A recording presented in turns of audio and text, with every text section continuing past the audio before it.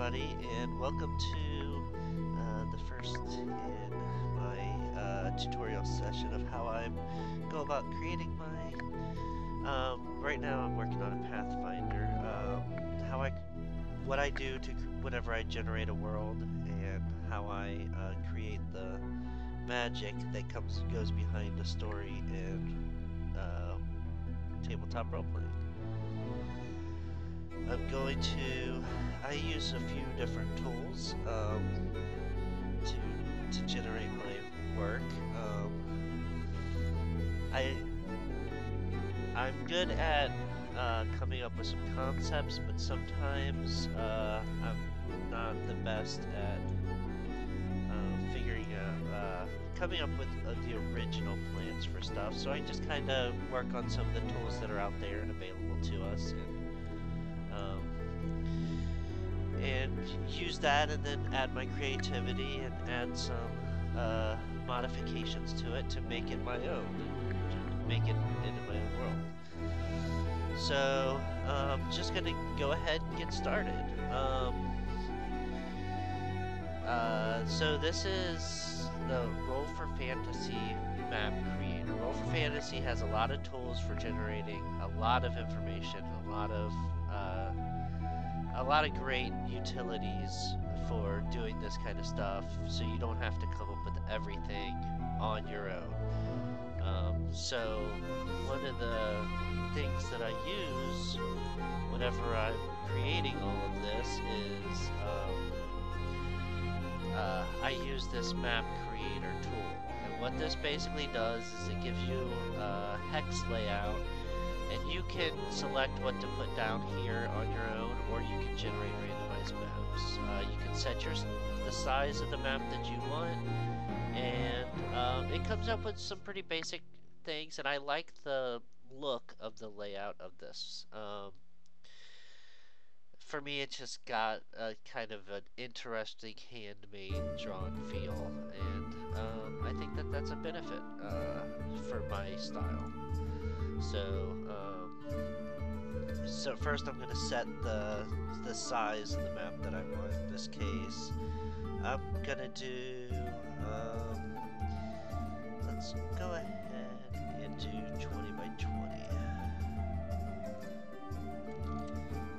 And so you see the grid rearranges itself. And then I'm just going to click on random map. So this is the random map that it generated for me. It would have some various land masses. This looks more like a collection of islands to me, not exactly what I'd be looking for, so I just go through here a few times until I found one that I like. Okay, so this is got a large landmass with a couple of smaller landmasses off of it, not too bad. And basically all this does is it takes these tiles up here that are all set to connect at certain points, and it puts them together in a random fashion. So this is mostly one big landmass. I like that as a basic layout. Normally I would go through and I might make some changes if I wanted modified to modify like this, make this into a lake or something like that. I'm not going to mess too much with that. I will kind of do a little bit here, and I am going to actually turn this into a lake. So we're going to look for a piece that is, we're going to need a top. Oh, this is corners, so sides. And we want something here that connects this one, so that'd be an inward corner actually. So let's do this. Alright, so then you just select what you want and you click on the tile that you want to place there. So I put that in there, so now we got a little peninsula out here and a little island. Now we go back to signs, and I find one that's going to connect properly. Oh. And I do tend to do that a lot. You have to select the tile that you want to leave, Let's see if I can remember which one I selected here before. And I'm not seeing it. Top right. No, it is was top left. There's an island. And that one. Okay. And then science. Now we want to uncheck this, check the next box. And we want one that starts on the right side is low and kind of works its way up, probably. So that's a good one. Let's select that, and now we got to do another inward corner, and we go top right. And we want to high to there. Yeah, that's right. Alright, so now we modified this a little bit there. This I'm just gonna go ahead and reset these pieces, or actually I'm going to land and see, just do straight land in this for now. Change those again later. And then modify this one to a side. Right now it's let's do it to a side and bottom. This is actually going to be in the outward corner, so I want that to actually stay pretty low on that tile when it goes across. So this one. Oh, and these are all getting checked still. Alright, and that'll work. It has a little bit of a delta system in there. And we'll go ahead and do an inward corner, sorry. And find a piece that matches for that tile. Oh, this should be bottom left. Bottom right, sorry. Wrong. There we go. Bottom right. And just, you know, I'm not perfect at working with these things. I'm still kind of learning. But I think that I'm kind of getting the hang of it. And these aren't so hard that it takes a lot of experience to at least get in there and start playing around with them and getting used to them. Alright.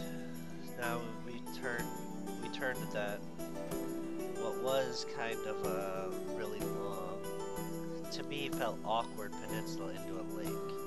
Now I do feel like there might be a little bit too much lake in here, so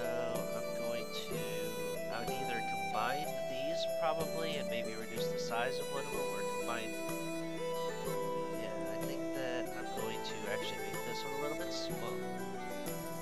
Oh, I apologize, I need to plug in my headset here.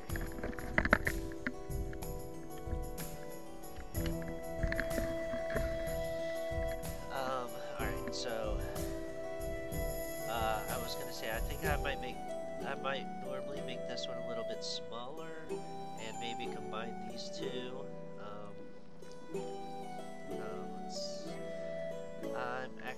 I'm not gonna worry about it too much right now. I kind of showed you the usage of this tool, I don't want to go too far into that, but, alright, so now, we have our basic layout for this thing.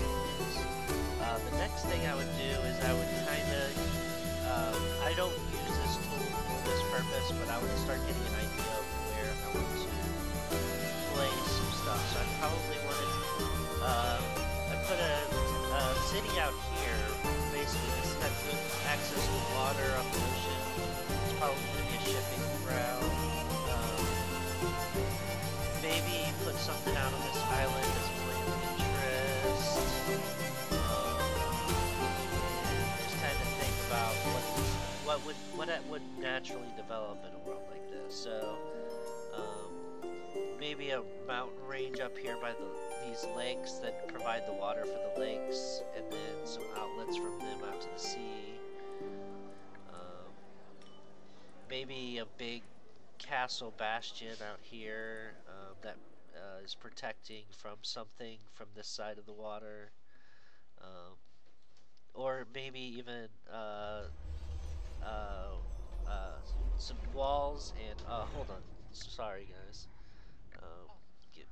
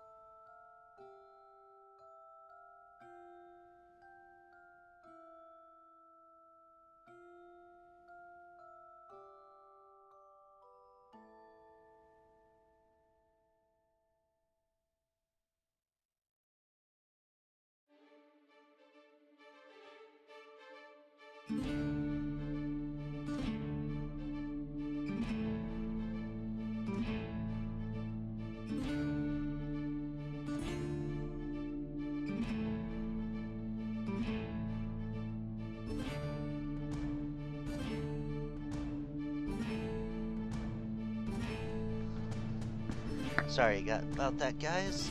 Sometimes you get interrupted. Things come up. Alright, so um, here we go.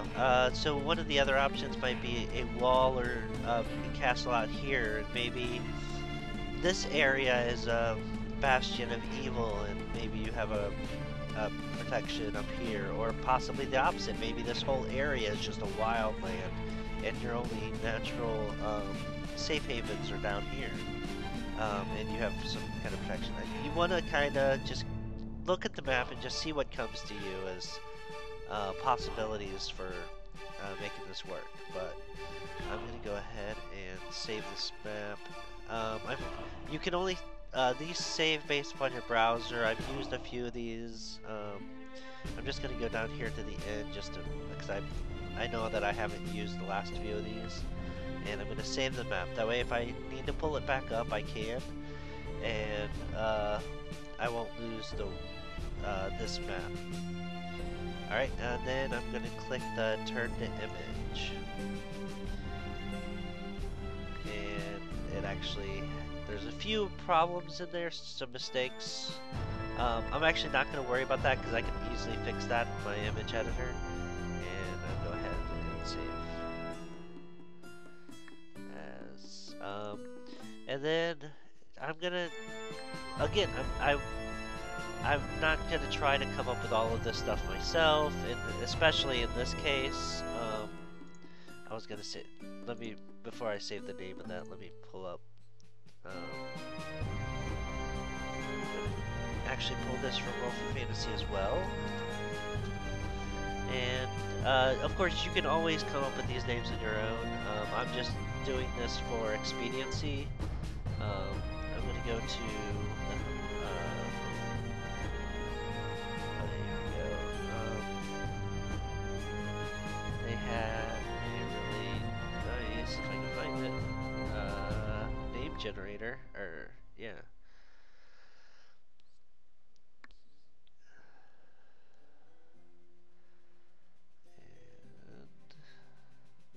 I'm not seeing it.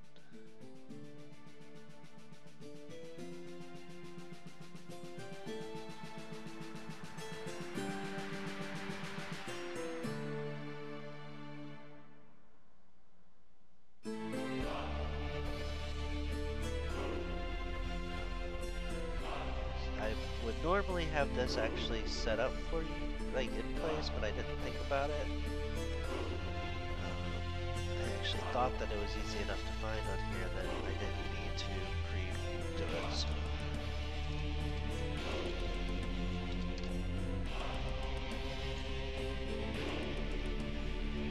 Alright, here we go. Oh, they actually, it's the same company or a group of people that designed it, I believe. They just have a different name for it. I wasn't realizing that. Alright. So I'm gonna go with place names, and go with, is there,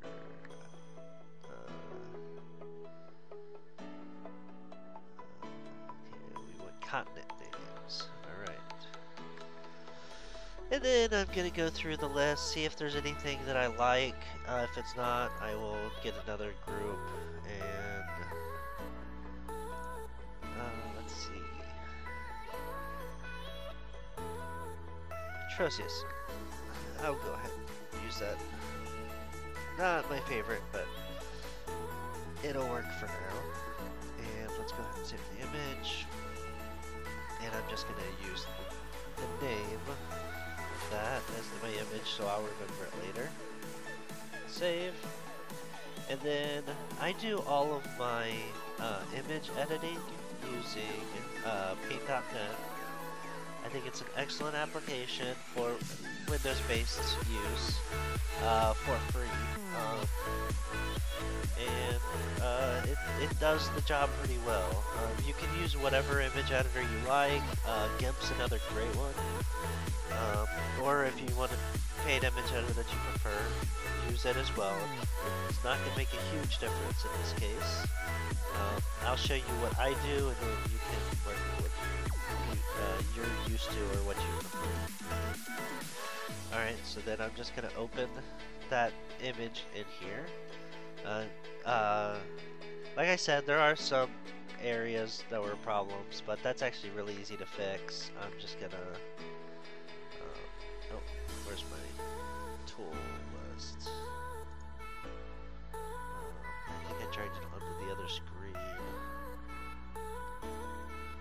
And I seem to have lost it.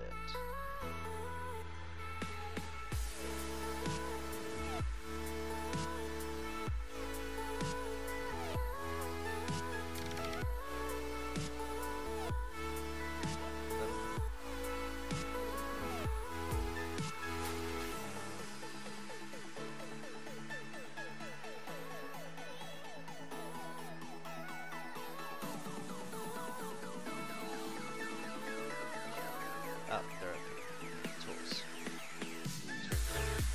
There it is.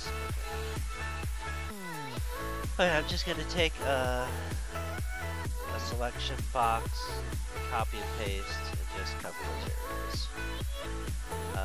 The coloring is pretty consistent on these, so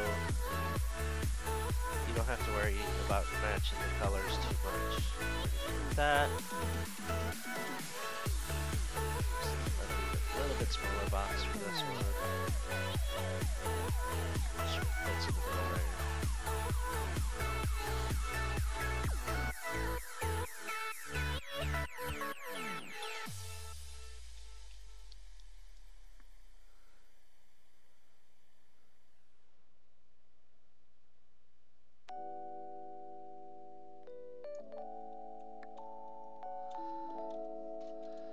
Alright. Oh.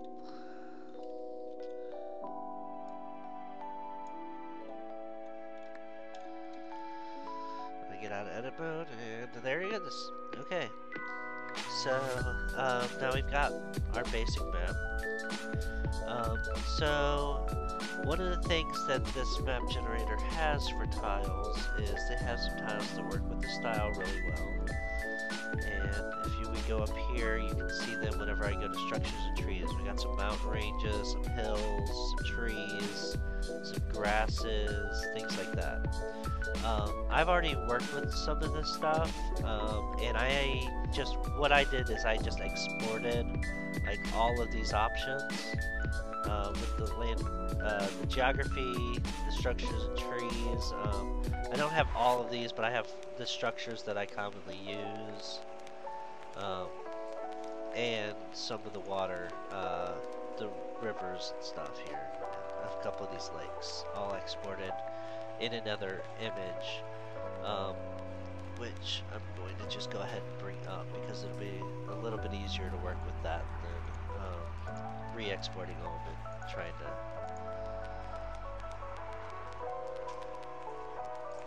It's not going to resets anymore. File.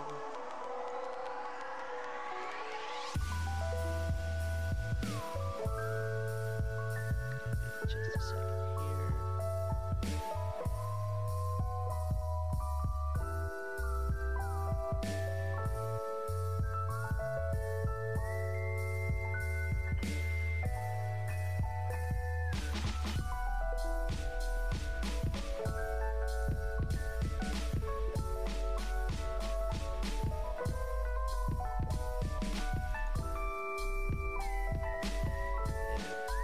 is another map that I've created recently. But what I'm doing here is I just want to pull this layer out.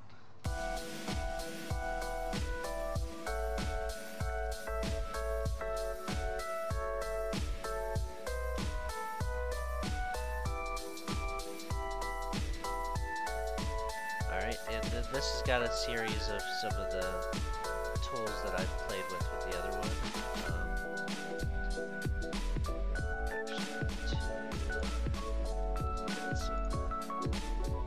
That was some of my original items, but I also have some of these other layers here.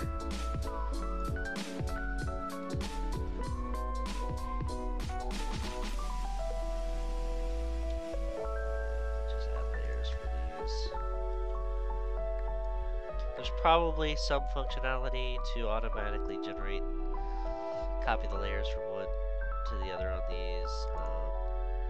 I'm just doing the easiest way that I know how.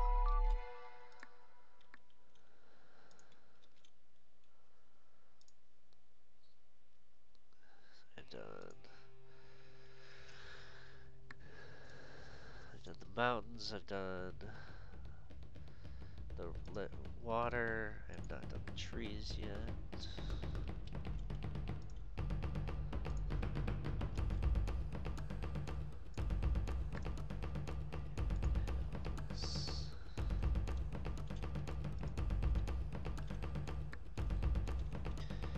Just try to make a new layer for each of these so that I can go back and I can adjust it later.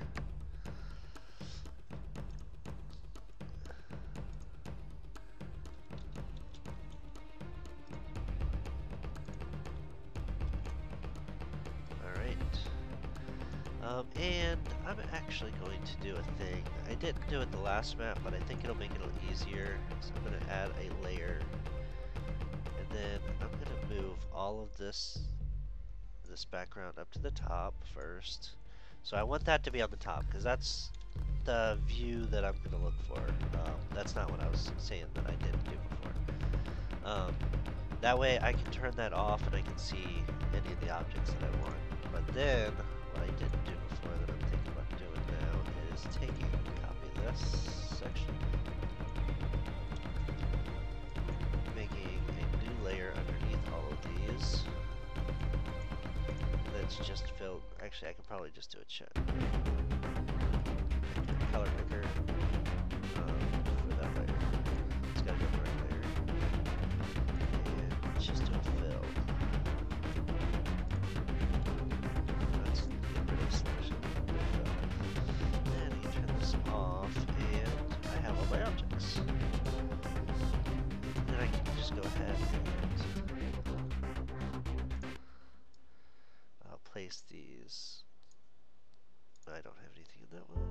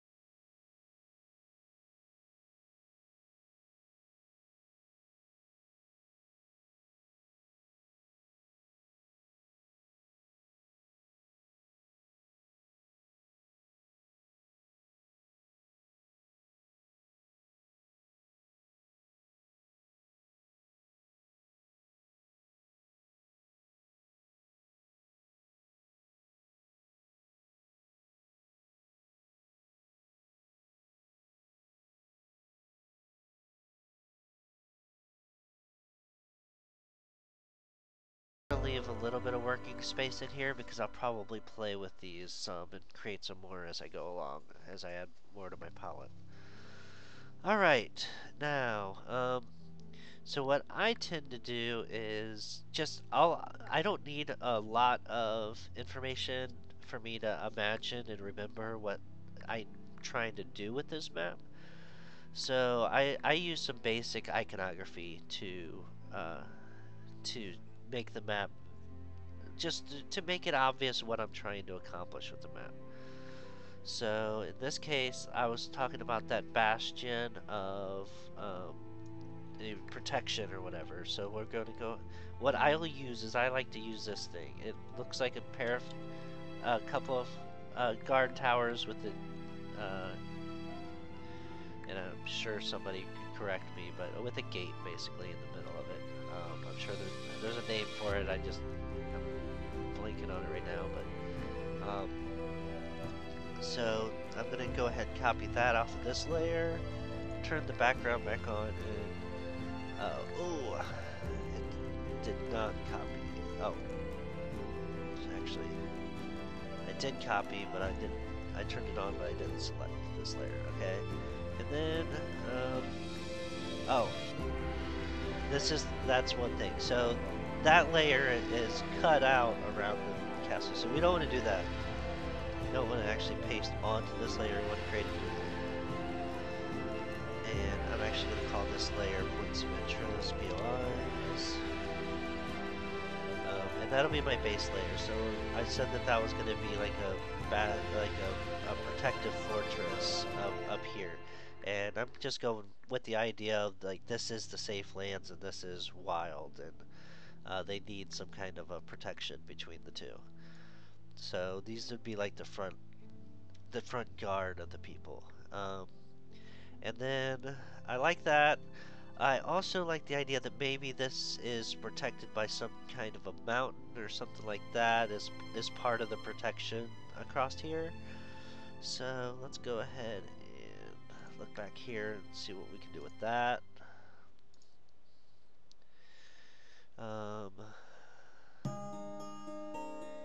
So let's do a mountain range. I want to do a mountain range. This is kind of one that I've got mostly set up and ready for that purpose. And I'm going to add a new layer for that. Mountains.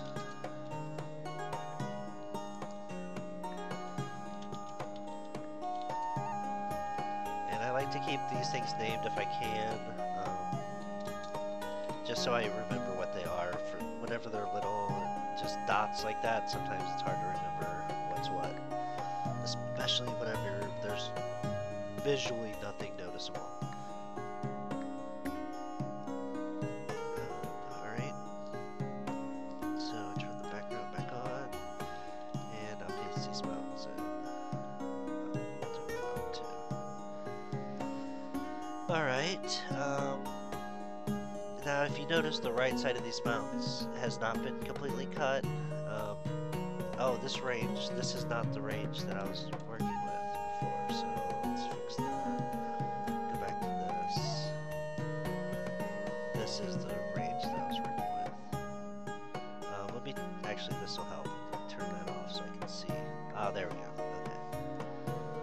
So this is the range that's mostly ready.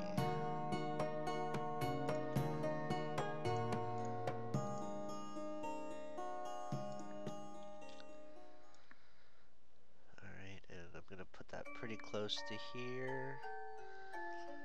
And actually, no, I'm gonna fill this whole section almost with these mountains.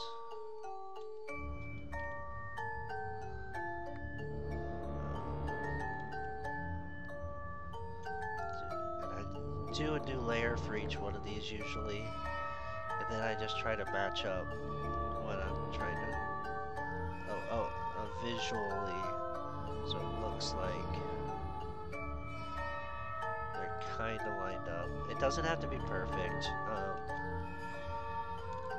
You're usually not going to have people critiquing your maps. You're just trying kind of give yourself and your players an idea of what this land might look like, and what makes it unique, and why. The big point about role-playing is why. You always want your players to know why they're doing a thing, why the NPCs are doing what they're doing, and you want to know, you really want to make that clear to them so that they're not, so it feels real. Okay. So that was kind of the mountain range. I'm not going to go in far too much detail with this one. I might do an actual video that's about some of the better work that I do than what I just did.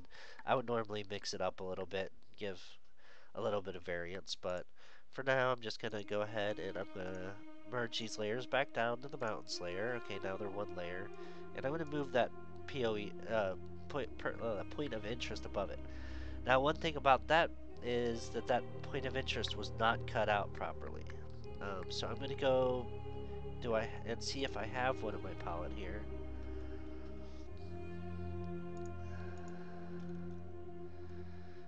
That is cut out a little better than that, and it doesn't look like I do. So I'm going to do that manually with this process. So let's turn this stuff on. But the easiest thing to do, and the first step that I always do, is just to see how well it'll work, is I select the layer. I make sure that my magic selector is set for sampling of the layer. If you do the whole map, I'll show you, it'll just select everything. We don't want that. We just want to do the layer. Alright, and we need to adjust the tolerance to kind of get rid of that. So then we're pretty much just the fortress itself, and then I'm just going to hit delete and get rid of it. So now our fortress looks like it's kind of sitting in front of those mountain ranges. I actually still don't like the look of that, so I'm just going to move it down a little bit. Also, it's got a little bit of a color still there I missed whenever I was cutting that. So let's go ahead and to fix that, I usually just turn off everything else. This doesn't have. There isn't a feature in here to mono that layer, so you do have to do it manually. It doesn't. Other graphics editors have that ability, but it's fine. It's not a huge thing to have to work around. Alright, so I got rid of all that, and it looks pretty clean. Other than that, turn it back on, and there. Now we've got like a mountain range with the thing, and then so I'm gonna put a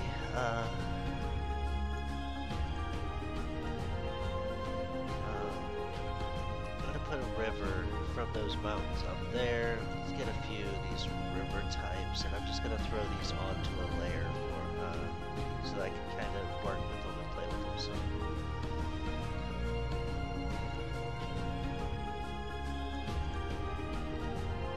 I'm liking this right now. I kind of like it. I'm always going to use that because it's a good way to get around it, and I'm liking that, and that, and I'll do that one too.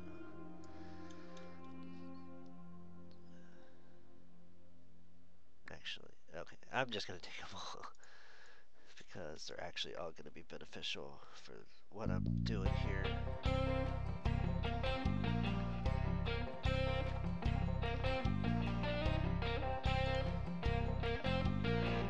I'm going to add another layer on here. This is going to be rivers.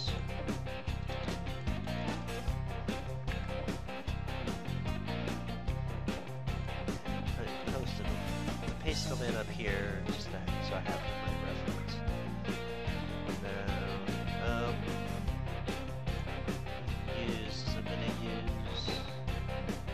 gonna use this. This will represent the water coming out of the mountains.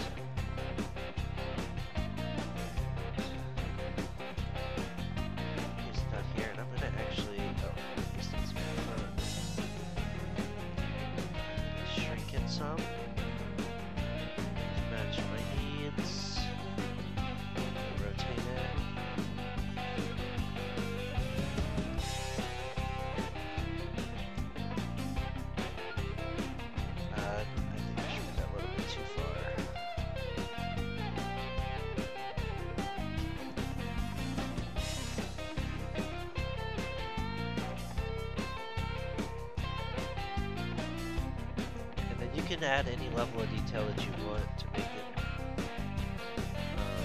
match what you're actually trying to accomplish with it.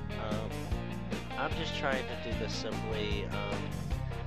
I would actually normally probably edit the ends of these to line up with different parts of these mountains the way that I wanted to, but I am not trying to go into that much detail in this short video because we'll be here all day. And then I'm going to take this one, make that the extension off of that last one.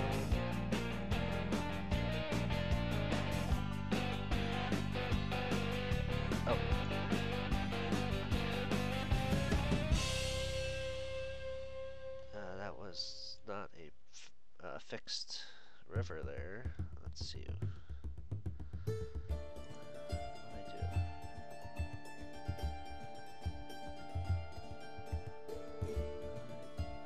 do. Should have been.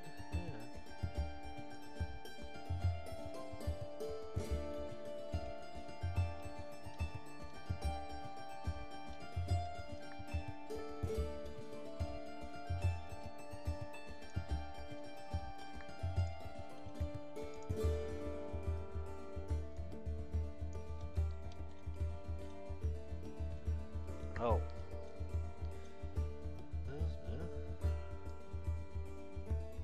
Yeah, that's...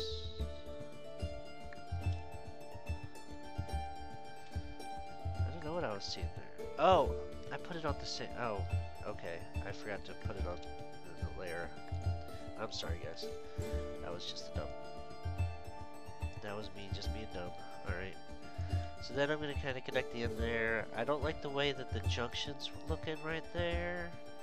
So I'm going to take this down a little bit.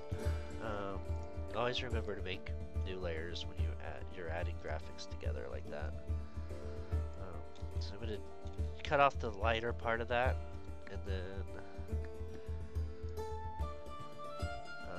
it's only one layer. So it's the only thing on this layer, so I can just move it. Make it so it looks pretty seamless, and it's headed out towards the water, the ocean there. I like to use these to kind of make it look like it's turning into a delta going into the water. So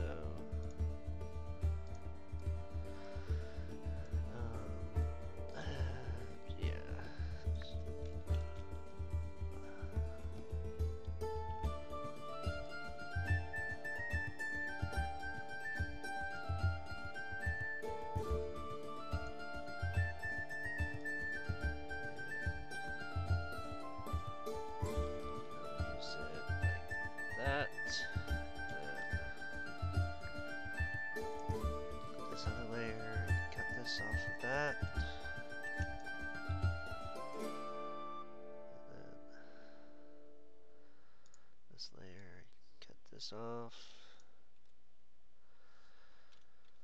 and you can do a little bit more touch up here if you don't like that. Actually,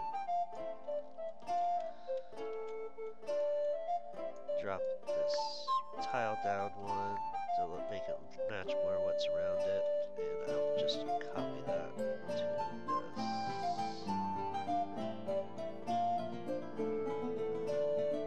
Oh, that's actually behind it. So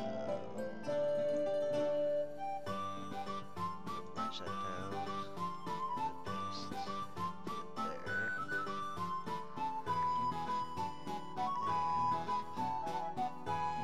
And grab a little background color.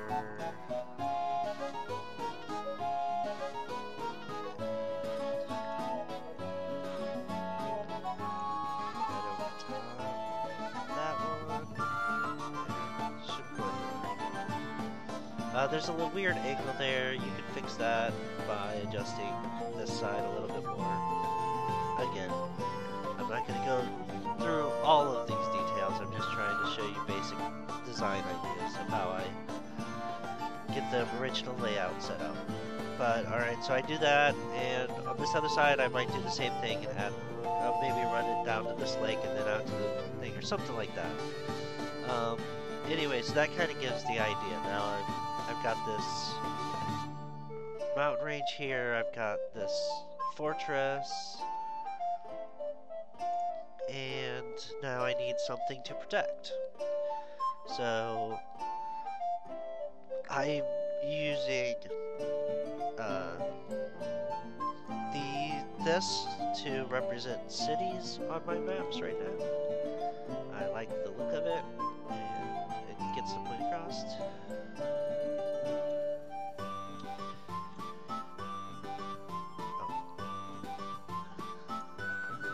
Points of interest, just remove that. I just copied nothing.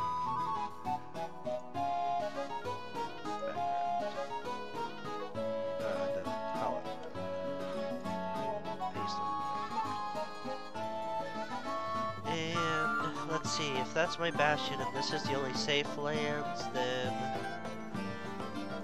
my protection's probably gonna, or my castle's gonna probably be somewhere along this coast, somewhere. I'm liking this. I'm liking right out here at the farthest point from that. And actually, this one here.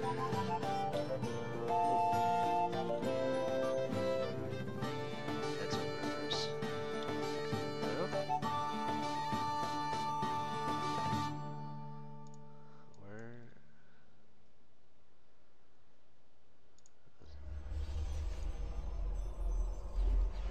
It is on background. I'm gonna have to actually go all the way back to before I had that on there. Make sure I get rid of it. Okay.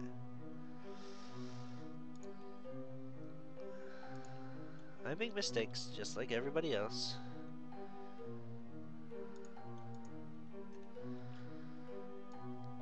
Alright, there we go. That's what undo is for.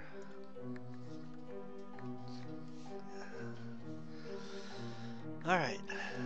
So now I've got my city down there, and I would probably say there's probably a town here somewhere, because maybe there's a town over here and a town up here that's a fishing town. Works on this little inlet, and there's probably going to be a town at the crossroads between them.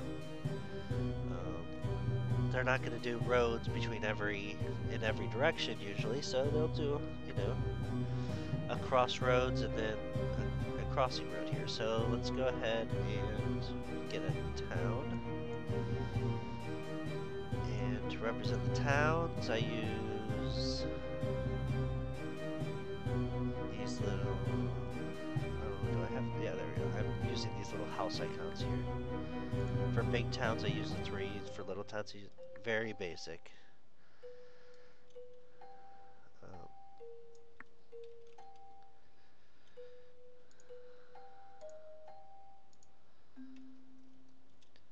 And I'll put that on POIs.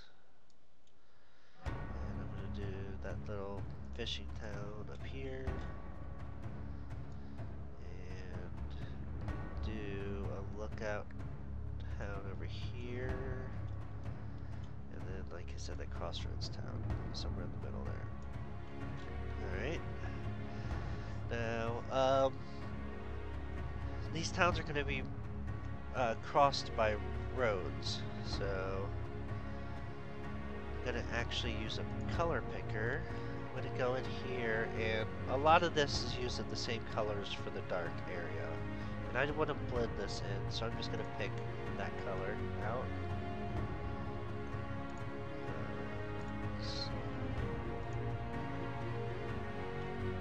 And all I'm going to do is I'm going to use the line tool. And I'm going to draw that between the two places I want to connect. And then I know that it makes sense that whenever they're traveling these distances, if they don't have ways to really navigate, they're probably going to use points of, obvious points of, like, things that they can see to mark these different areas. So when they leave the town, they might know that they head towards the thing and then head kind of towards the edge of this water, and then they head towards the sunset or the sunrise from that point whenever they were first laying out the before this was a road, it would have been a track that humans followed. And now, to get up here, you probably had people originally were kind of going straight, kind-ish, but eventually over time they would have started utilizing this road as they got to it, and utilizing this to this water here as a guide to find their way. And then over time it would have merged up with this other road, and it would become one kind of road.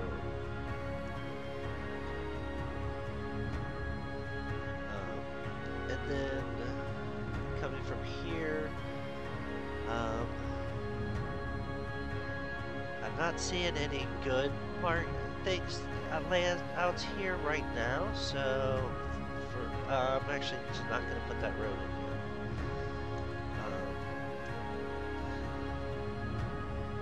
And then I have a feeling they would actually go from there and through to that town. They were going to do that. And then there might be another way down here in the south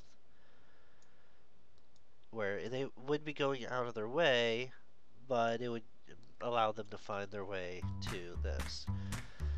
Now between these two, actually I'm going to do,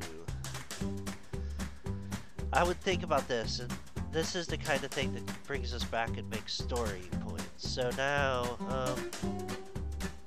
let's add, I'm going to add a single volcano. So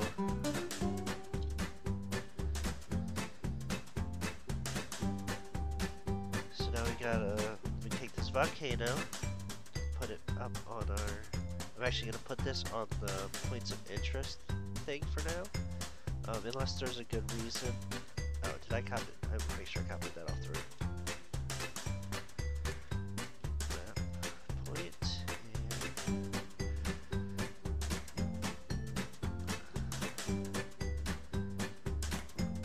There's actually some plateaus that I would normally use, I just don't have my palette right now. So I'm going to put this volcano here, and we're going to use our imagination for now and say that that's a plateau. And did I put those roads on the background? No. Did I put them on points of interest? Mountains on accident. Okay. So I need to fix that. And I'm just going to use the lasso tool to make sure I get all that selection of that. And make a new layer. Control X. Make that roads. Alright. And I'm actually going to remove this. I don't like the look of that.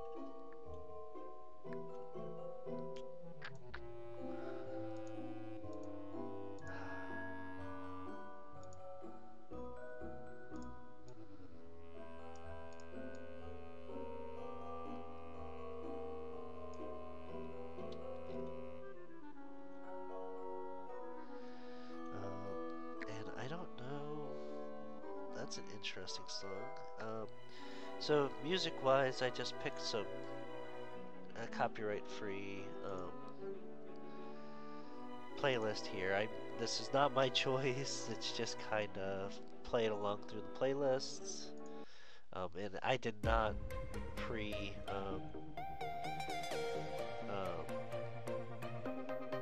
check this music before I put it on here, so anything could basically come up. I just wanted to cover, I knew there would be some silences whenever I was working on stuff, and I wanted to make sure that I had something. So now we've got this. Now, we've got this volcano here, so my idea was,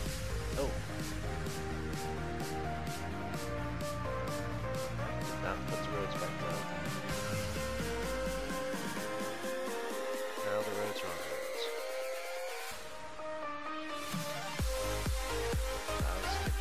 that. That's why I thought that I'd already done it. And then it makes those for this one too. Alright. Roads, go back to line tool. Now, I'm actually thinking that they'd probably go north of the volcano and split it off up this way and then back down. So, I'm going to do this one first. And I'm going to say that they probably head towards the volcano.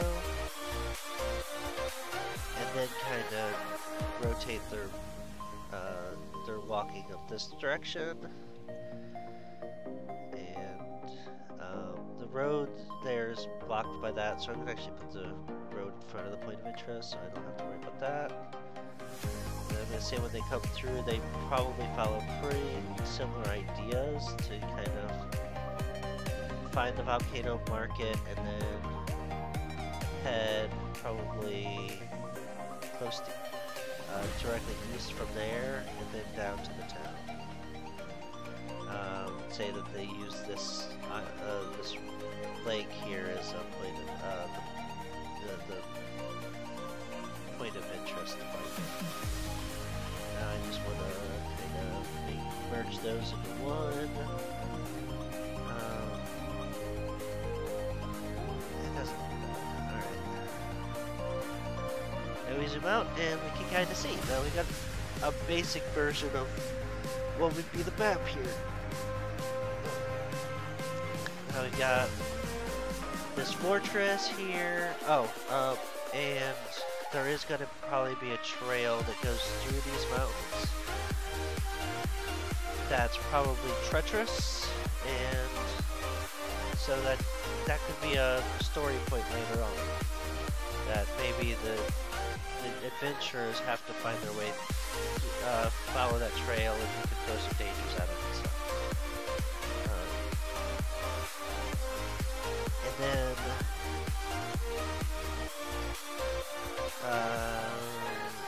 I could add another little town over here that, let's say, during the winter, these peaks are snow-capped and they can't actually be covered. They have to go the long way around. So there's a little forward patrol point up here that is garrisoned by the fort down here. Not a bad way to go, but I'm not going to worry about that right now. So I'm liking the basic idea here. Again, this is just me coming up with this stuff on the spot. I'm not professional at this at all. I'm just trying to show you what I do, and hopefully it helps somebody figure out how they want to do it. And people are, be creative in their own ways in campaigns. All right. So this would. There are some other utilities. I might throw a mage's tower in. I think I've got a mage tower on here somewhere.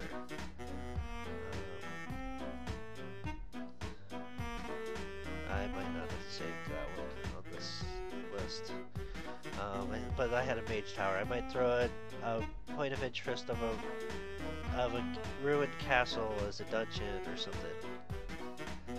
But that's pretty much that part of it. That's the base layout of what the map's going to look like.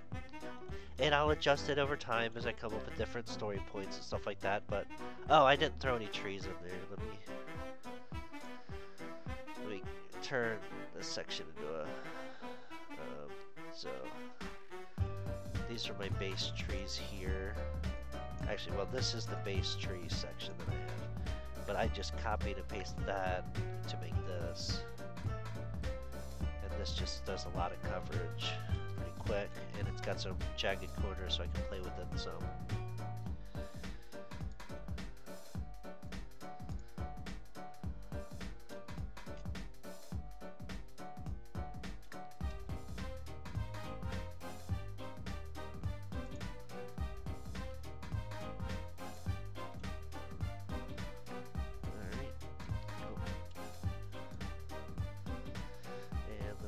Southern area kind of foresty. Whenever I do these, because the way that I laid them out, they have the little tree trunks at the bottom. Kind of work my way from the top down to the right. Oh.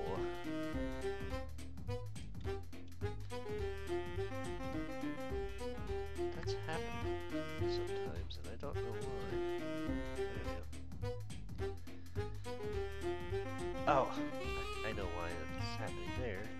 Because I have to make a new layer every time. I do know why that's happening, I just keep forgetting.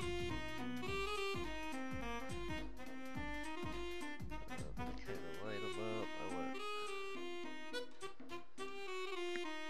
They look like they're continuous somewhat. And yes, you do go through a lot of layers here when you're doing these types of things.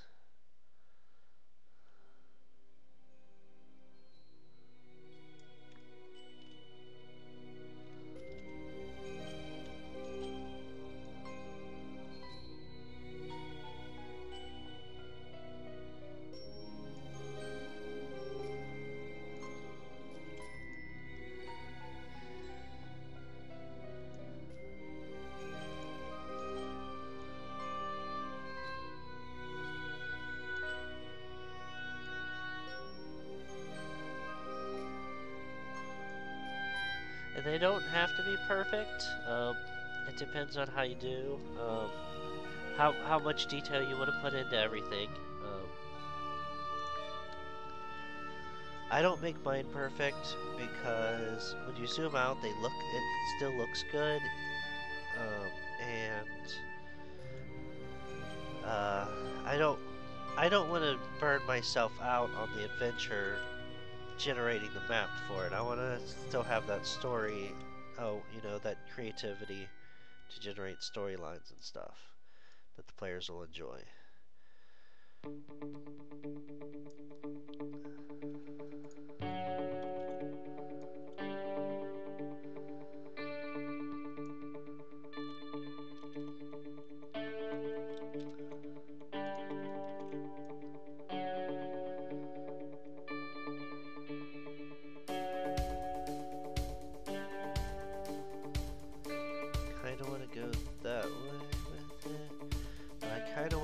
Off the top here, so I'm going to go back to my palette.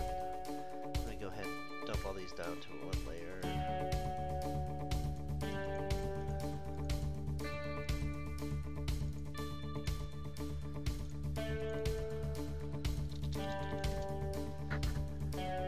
And you notice that I did actually cover up that. I'm actually going to work my way back through there. Actually, I'll go ahead and do that one.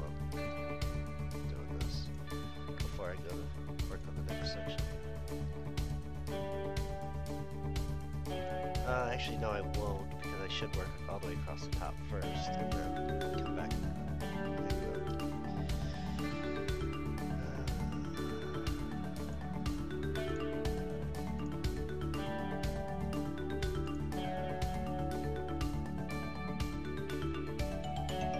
So this is, I have this little section as a flatter top.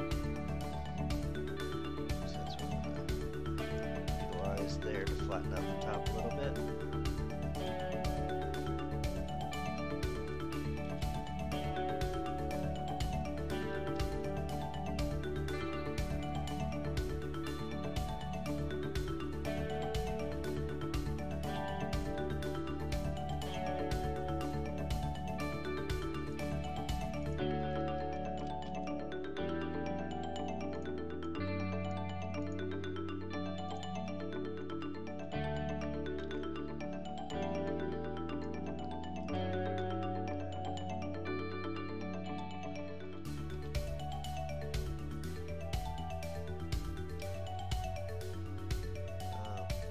And I want to start rounding it back around this way, so I'm actually not going to use that again.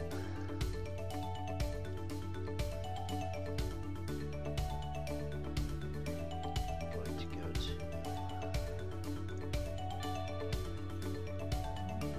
to... I can either use this to kind of bring it back down a little bit.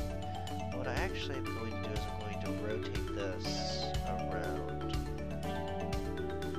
I I've actually used this to do it before too, but I think I'm gonna just try to reverse this and see what that looks like. I didn't actually use that on my other map where I used this tool.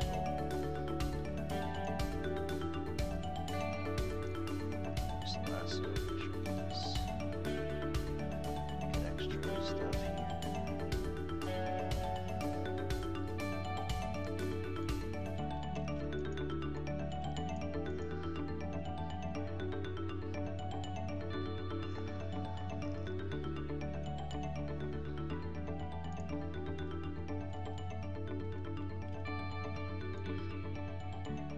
Okay, so that is over that layer. I don't want to do that. Paste. I'm just going to rotate horizontal.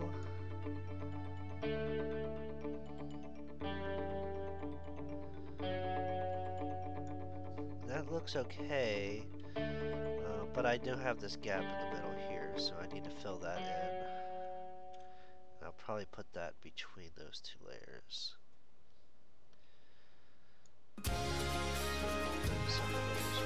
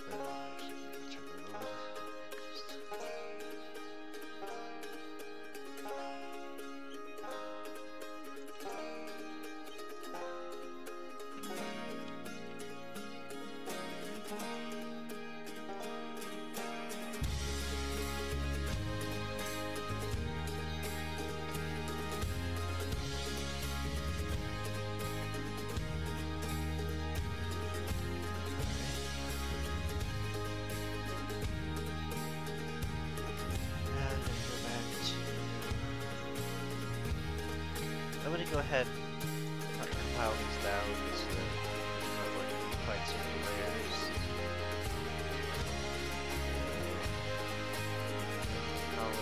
Grab this again.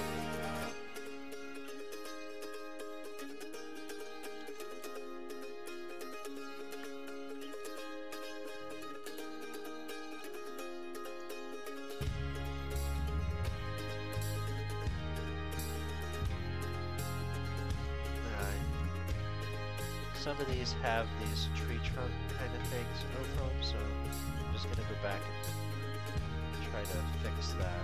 Actually, it starts over.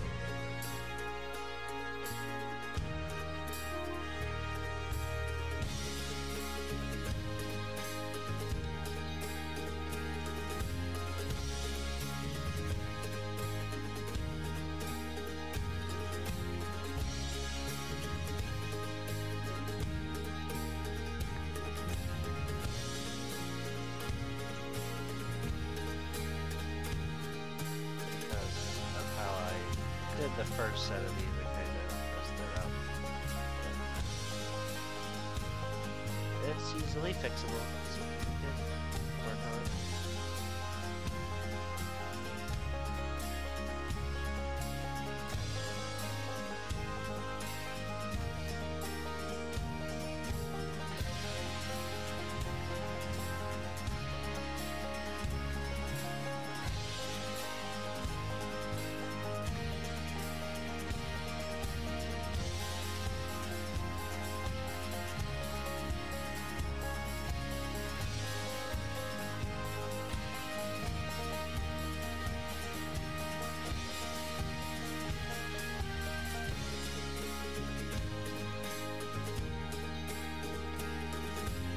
I was trying to round that off, so this will work for that.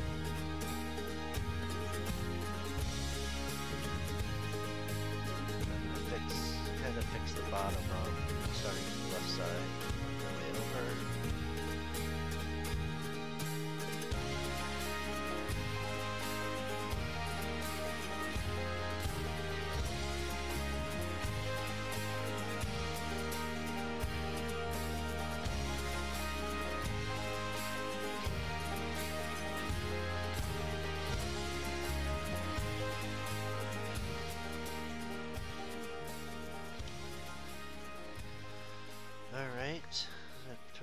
background on, see what that looks like. Oh, I overdid it. Yeah, I should have turned the background on earlier than that.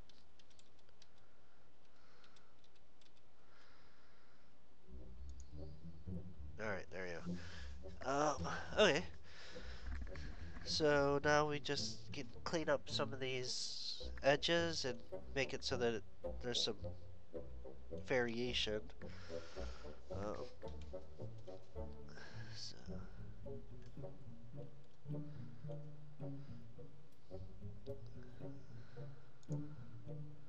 So back down here, and I like this for my bottom right corners.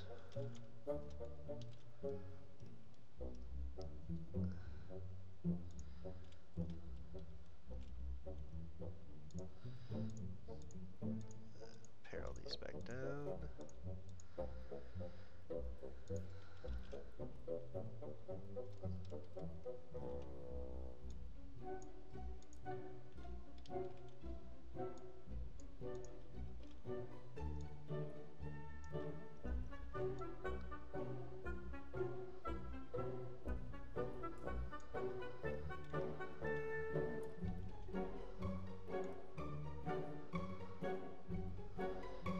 And again, I'm not perfect at this. I'm just doing what I know to do and trying not to spend unreasonable amounts of time for this purpose. And that's another song. I'm not really sure.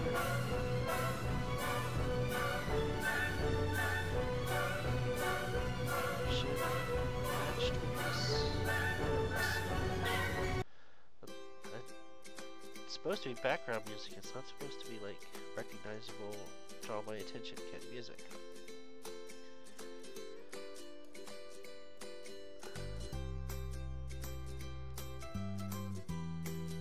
Actually, that's not bothering me right there. So there's that, and then I've got some grass that I could add as planes up here. But that I don't want to go into any more detail into this. It looks like I did actually mess up that line there. So you can tell if there's something glaring like that in there when you scroll out. But if you don't have that kind of thing, you might have this like a line like this, which you can take some of those other bunches of trees to kind of fill in the gaps to try to throw that out. But our eyes are looking for patterns, but as long as you can take out the patterns, people won't even realize that this is a lot of the same image over and over. Which is all you're trying to accomplish with it. You're just trying to not make it glaring to your players so that they're distracted by it. And make it representative of what you want to tell in your story. And now that I've done that, I'm actually...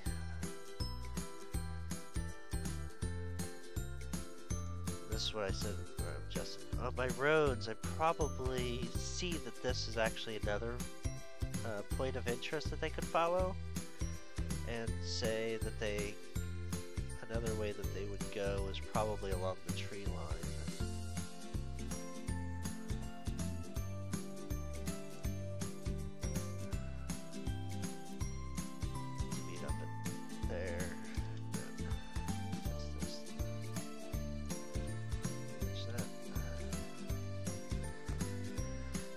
As a shorter route to get from there to there, and then I could probably adjust this to match to merge down here to go straight at it. Things like that. There are things you can play with, but that is.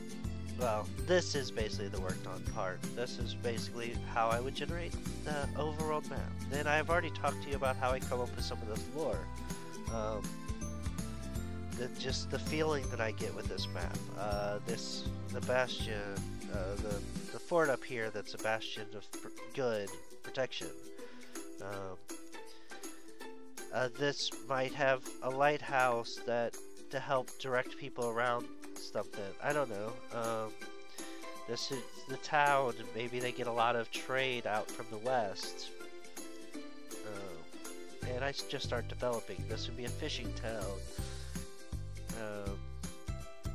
And then I start thinking about it. And then I think about the first place that I would have bring my characters.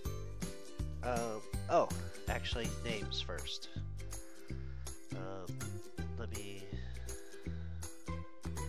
I usually actually put the names on the points of interest. So, again, I'm going to go to this name generator for now.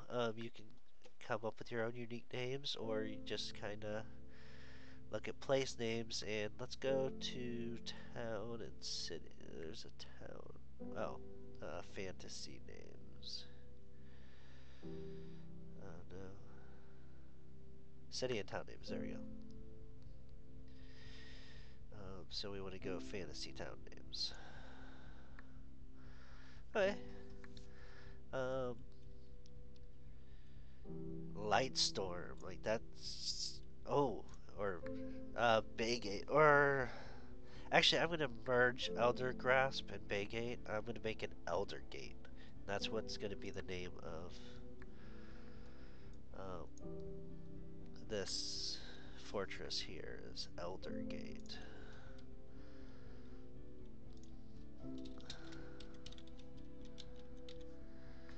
And then now that I've got a name for it, I can add some more lore in my head. Just things. It brings up new ideas. Like, so this has been here for a long time. This was maybe one of the first bastions of humanoid settlement in this area. Maybe it's where the humans or the dwarves maybe came out of these mountains, and the dwarves developed this thing. It adds story elements because it just seems to match the name of the town. Because again, we always ask why. Why did this town get this name?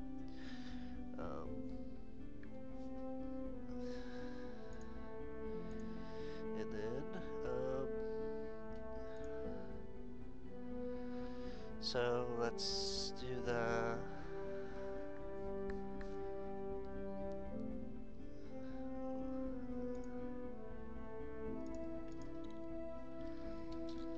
Hello, Wicked Reaper.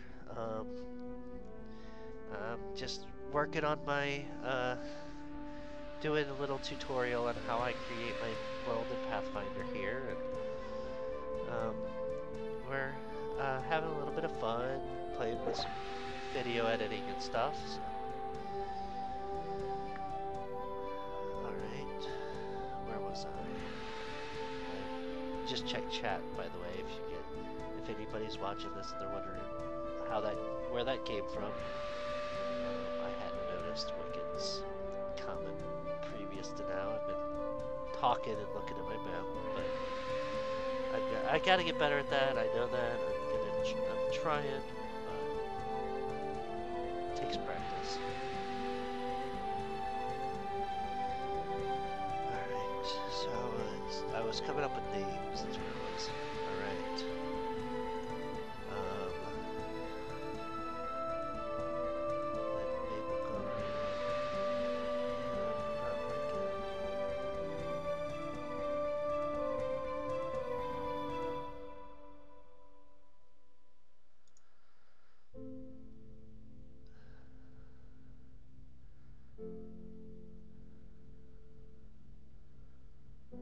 Grey Run, okay.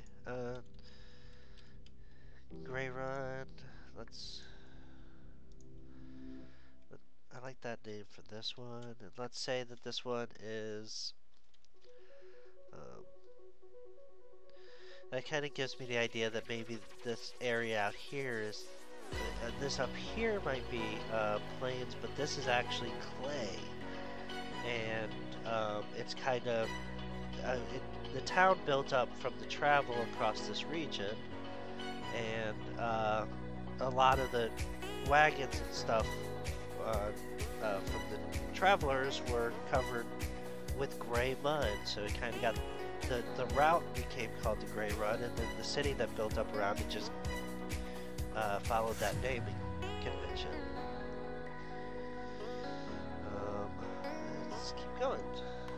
So this is at least how my creative juices flow.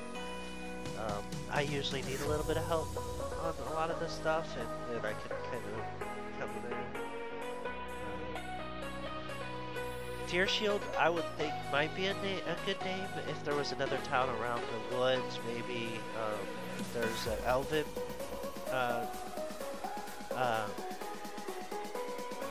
an elven civilization inside the woods that they call Deer Shield as they protect the forest or something.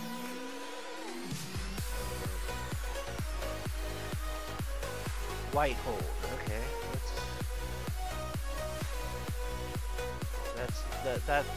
That'll work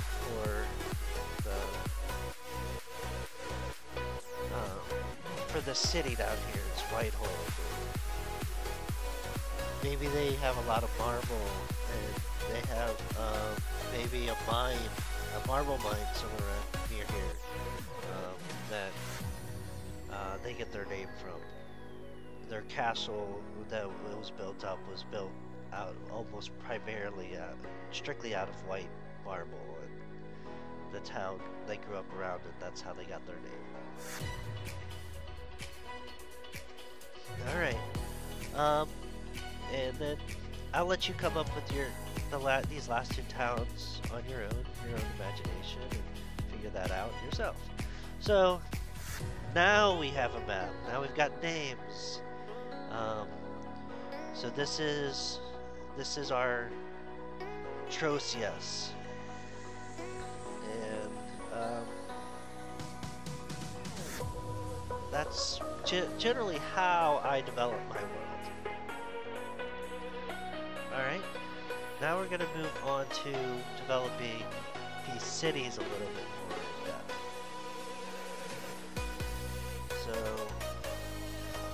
one of the things that I use for this is I like Roll for Fantasy for their names. I like them for this map, but one of the maps that I actually just recently came across that I'm liking for generating cities and towns is this medieval fantasy city generator at wadabu.itch.io, and I'll post some links of where you can get some of these resources, but what it basically does is it builds or it generates, and I should keep this at 100% because this map generator doesn't usually work perfectly in other ranges, but so it'll generate a map, and you have some options on your styling, put on some labels. This looks like it's a medium-sized map with some options set, basically every option set, except for more roads and river.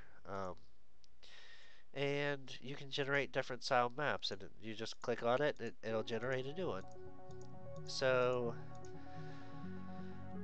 what I'll do is I'll take my map that I've created and not that one, this one. I'll actually close that one.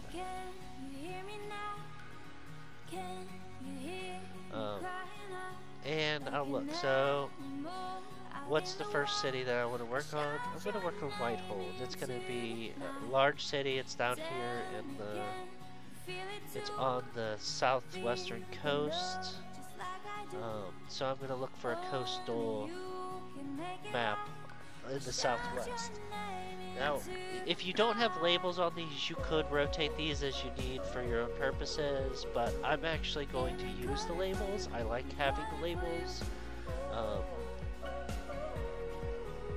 And I just look for one that fits my purposes. Actually, this one's going to be hard for me to find, so I'm not going to probably find one perfectly in a reasonable amount of time, so I'm going to kind of move on. But, okay, so one like this doesn't look bad. Let's say it is on the coast, and that, in this case, this is kind of an inlet from the sea, but we can fix that. There's this warp function The way this warp function does is it grabs these nodes, and if you're in the inner circle, it moves the nodes as much as you drag. If you're in the outer circle, it scales how much it's going to move the other nodes attached inside there. So if I grab this and I drag it down, actually that one didn't make a whole lot of changes. But if I do this one, you're going to see the map kind of flow with the changes. And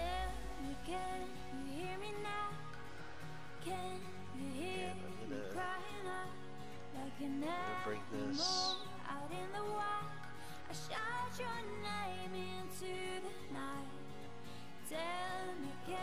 And I don't like that. I didn't want like that straight corner there, so I kind of brought it in a little bit tighter there. Then I'm gonna move this. Can't find it. And out.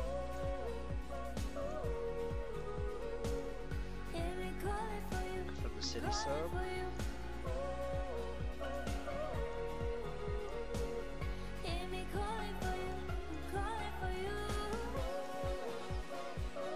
So that I can open it up, and I'm making the coast a little bit wider so it doesn't look like it's as, it looks more like the actual coast rather than just a small inlet. And do the same thing up here.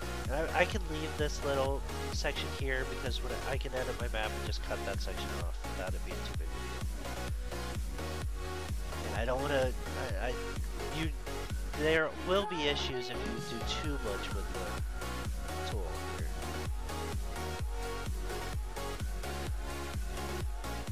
And I was not aware. Apparently you can change the size of this tool. I just figured that out. Alright, so I'm actually going to move all of these up here.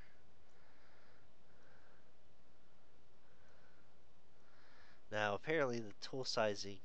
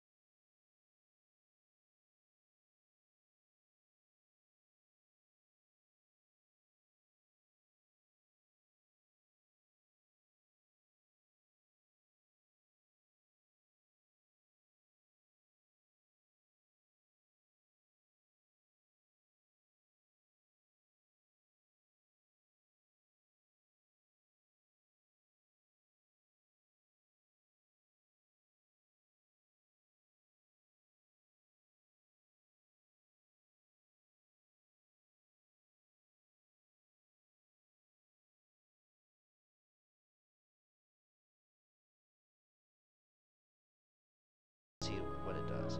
So one of the things that you'll notice here is, in this case, with this size of town, some of the labels kind of get a little bit, basically it makes it hard to read. So there isn't a way that I found, at least, to remove some of these labels, or to make some of these make it a little less complicated. Like, we got 2 craftsman quarters right in the middle of town.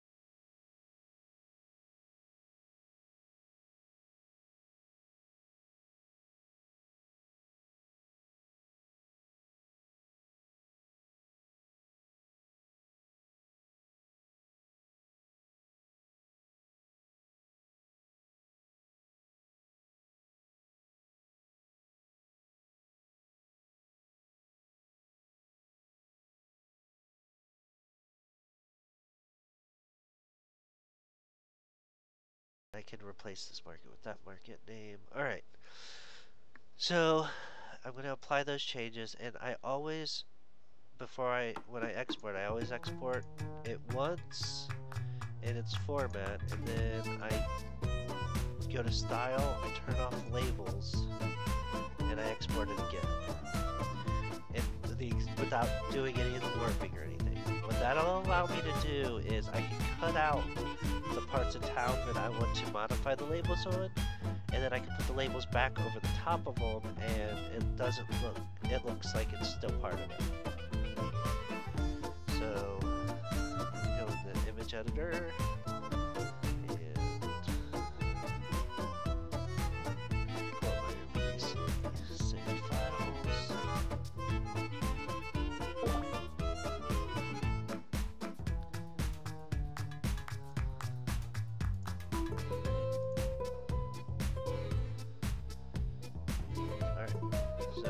Names of them was just large 3. I normally would name them a different thing, so I'm opening one of them, and then I drag the other one on, and I just add as a layer. Okay, so now they're completely, perfectly matched up. So what I can do is I can take, I'm actually going to move this down here, and what I'll do is I'll turn that off. Now look at this. So I want to keep merchant here, but I actually need a merchant that's not covered up. And oh, I messed up. There is a T here, so I can finagle it a little bit. Sorry. Excuse me. Now what I'm going to do is I'm going to select that T. Actually, I want more than that. I'm going to select the lasso. And I'm going to cut this T out. Similar to the way that it would look if it was up there.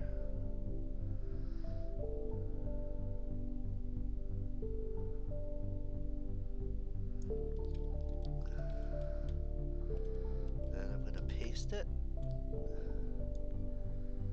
right over the top of that. Try to get it pretty closely aligned to where it would be.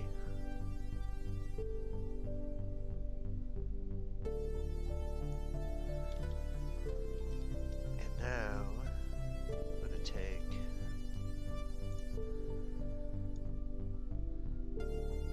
this section.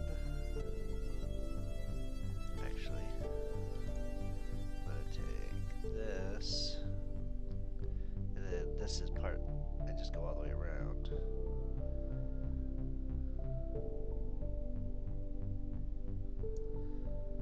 And I do a copy, and then a new layer, paste, and I can turn on the background, and now I've kind of got a merchant section. Now you notice this little part of it is not as nice, so actually what I'll do is I'm going to do a lasso select. Oh. I undid on accident. A lot, apparently. Lasso select. I picked. Oh, that's what I did. Okay. I'm going to pick this section, which is the section that I cut out. Doesn't quite look right. And then I'm going to put blur on just this layer.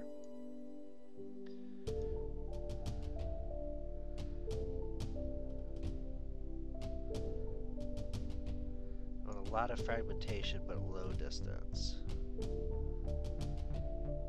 for this effect. Oh, I gotta grab some of the tea. I don't want to grab any of that.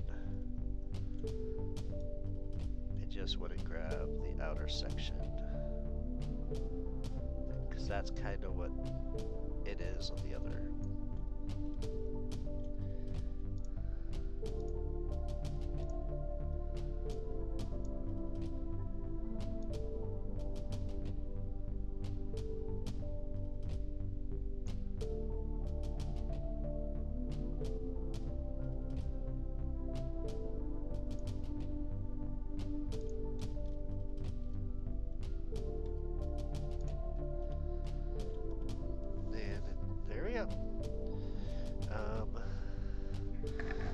Again, you can clean it up a little bit nicer than that. I just used that because I just wanted to kind of match in with the rest of it. But then turn the background back off, and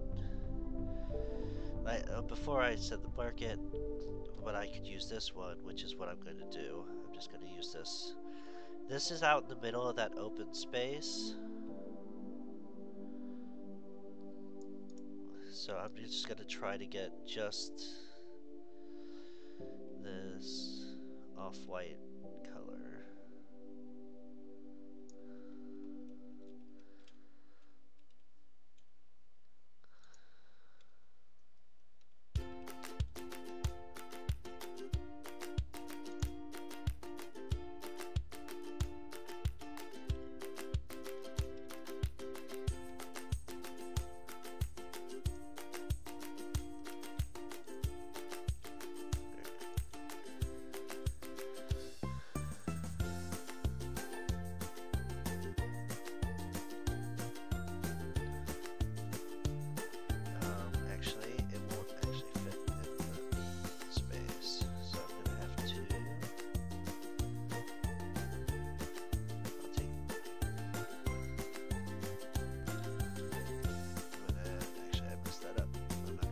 That. I have to go grab this part of the market first.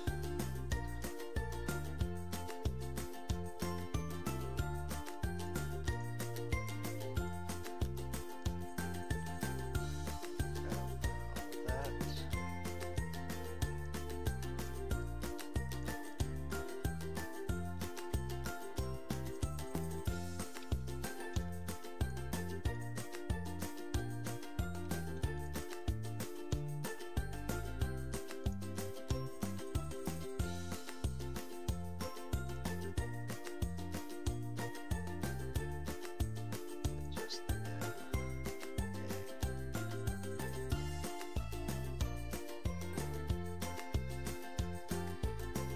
Actually grabbing parts of other letters makes this a little bit easier to place if it's the same word.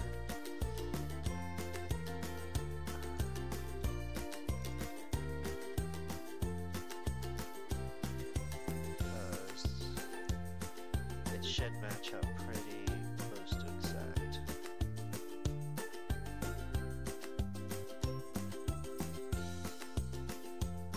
Which allows you to get your placement right.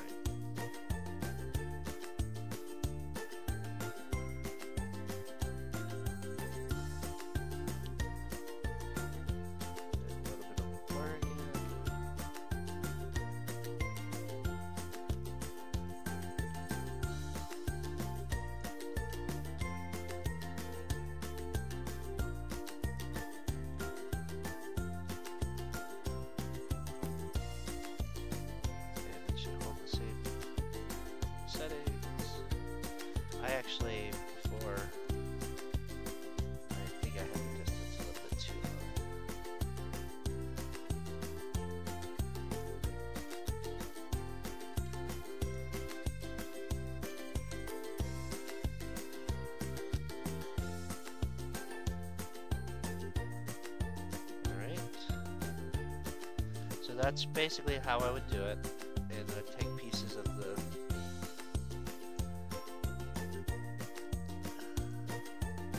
this wood and place it on top. And then, so this outer area, I don't have a problem with. That's the only problem. So what I would do is come through here and say, what don't I have a problem with? I don't have a problem with any of this.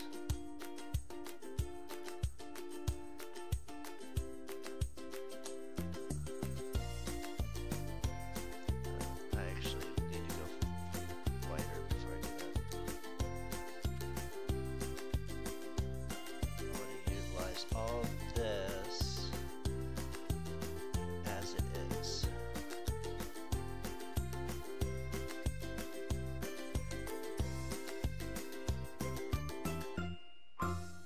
I did that the wrong way. That is what I want to do, but all I want to do with it is select these. The parts that I want to change. Then select this background.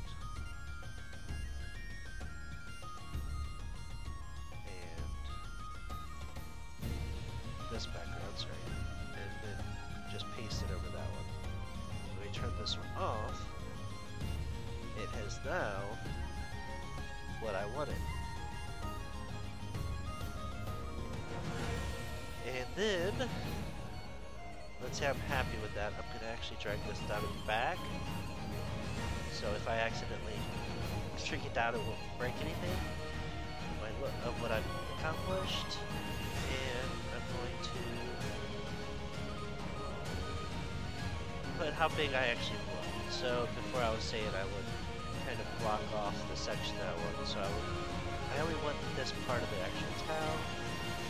So then go to image, crop to selection, and now that's all I've got. I can also do things, and I've done this, where if this town only has one road on the map, so I know that this is the only road that I want on this, so I need to get rid of this. That can be complicated, believe me, but I've done it. I would actually leave this gate in still and take it to there, and the easiest way to do it would just be, and this is what I'm going to actually do here. I'm going to take this. I'm going to do a rough first to just delete.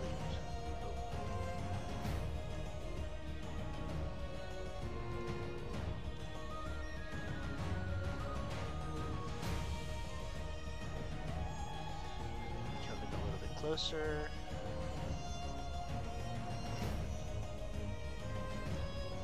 Just delete pieces of this until it looks like I've got rid of everything that's not this outside color. If you look, this outside color is actually pretty consistent. Or it is exactly consistent, actually. So if I delete everything that looks like it's out of place, and I can do the same kind of thing I did before. Actually, I don't need to. It looks like this wall is pretty consistent up until that point. So to continue that wall, I actually just want to copy this. So that's actually what that should be.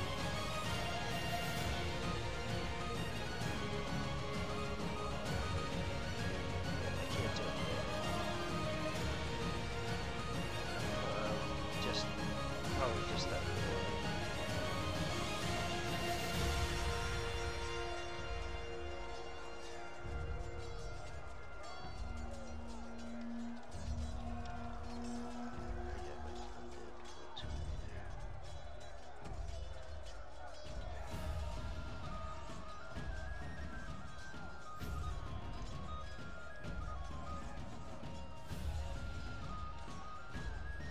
This color is, I think, the same color as this, so I think if I that. That, I think, and I probably would have copied this. It's there. Then, all I have to do is take my color picker, pick this color, and fill this area. And voila! It doesn't actually have a road leading town. Just this one. Oh, there's a second one up there, so do the same thing here. This one actually looks like it's going to be easier.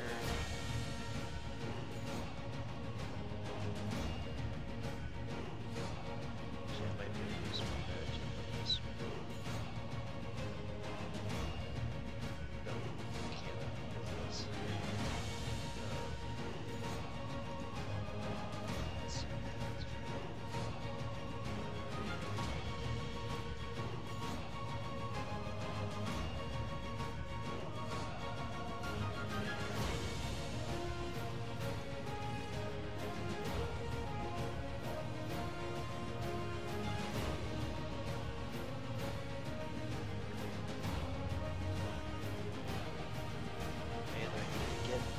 Or not get them.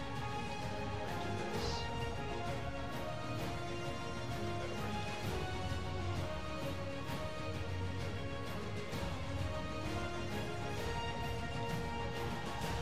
Yeah, not as well as I would.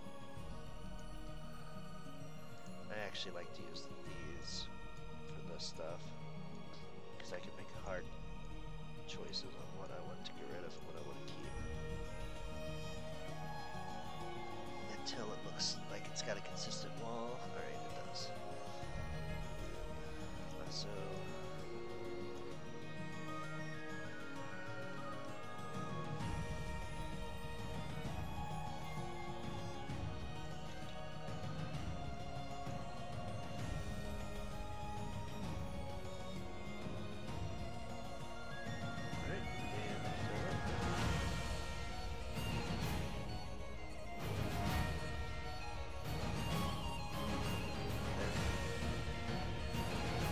go.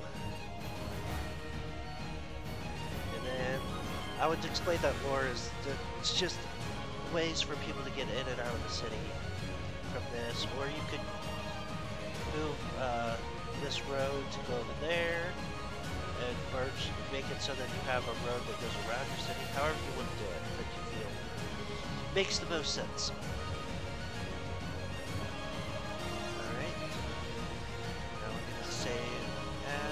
What do we name that? White.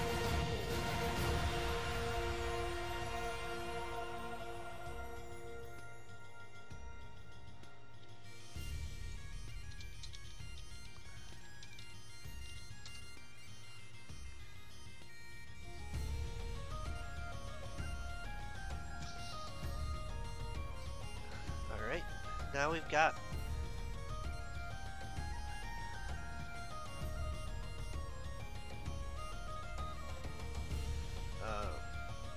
a city, we've got a town, or we got a map, we got a city map. Now we're going to go into Roll 20 and start working and looking at how this all works. So, Roll 20 is what me and my friends use for our online tabletop experience.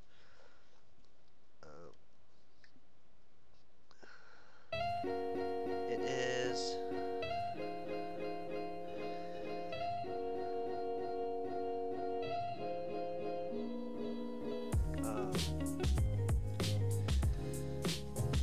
it's what we use to generate our games and how what I use for my to meet up with my friends to play. So for this one, this is going to be stream example game 1, and I'm just going to do that. choose a character sheet. I'm going to show you guys how I deal with Pathfinder in Roll20. So I'm going to use the Pathfinder, and the community one's actually a pretty good template. It is kind of slow, I will warn you about that. Sometimes pulling it up and utilizing it can be a little slow. But it does have a lot of features, and that's the one I'm going to go ahead and use for this. Now we're going to go and create game. You can go find an image that fits your game on here, or I'm just going to go ahead and go to see if this downloads.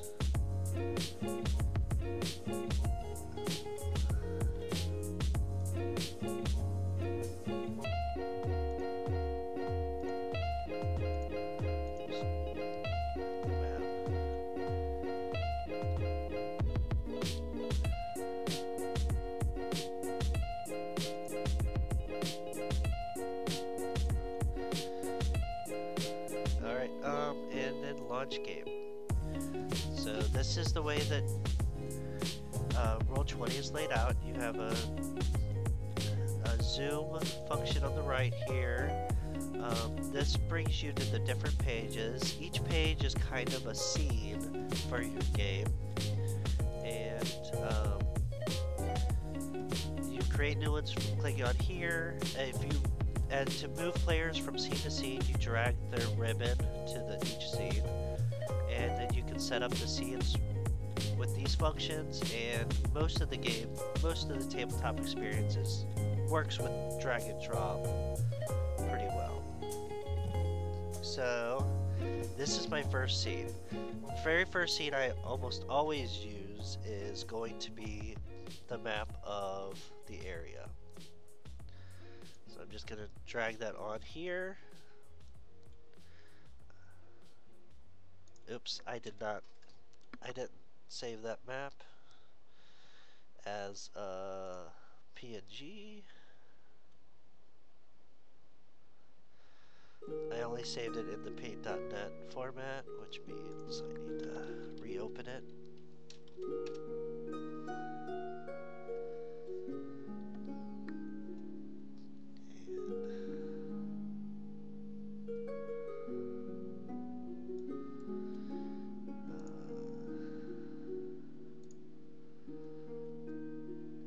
Save as.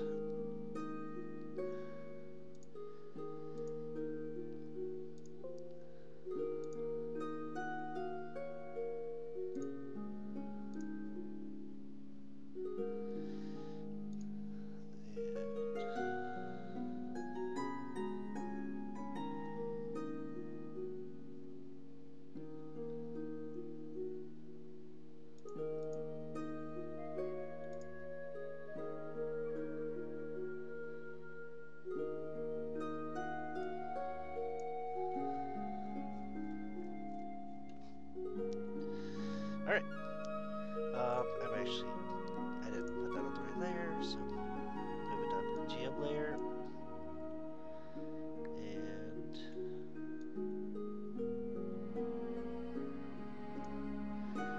now we've got a map.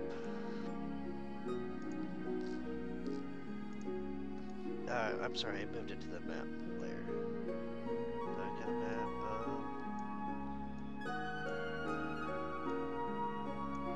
Usually this area is gray.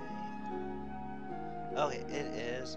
My contrast on my monitor is actually acting up. I'm gonna work. I need to get this. I'm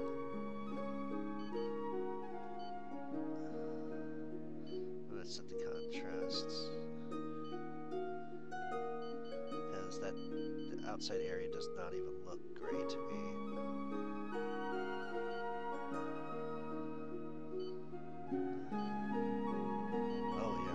Is way up.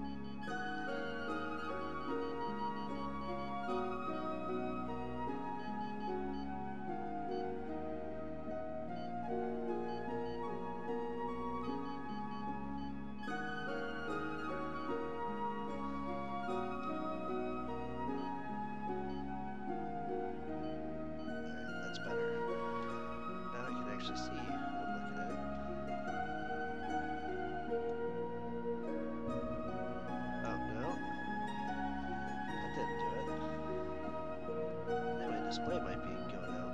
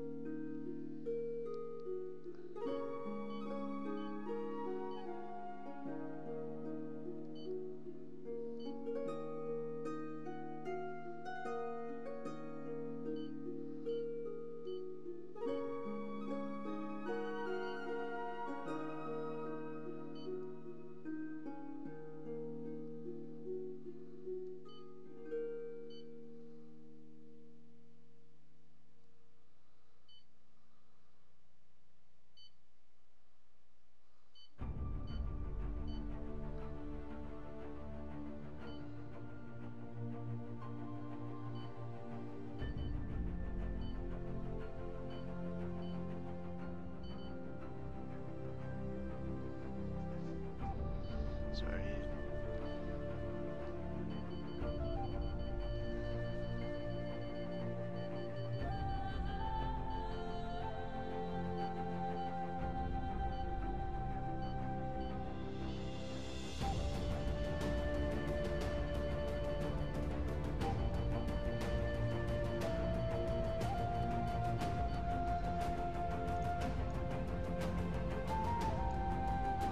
Just moving it over to my other screen for a second so I can tell the difference.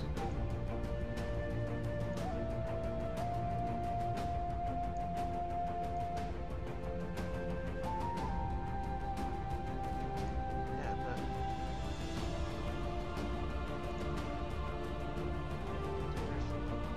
settings.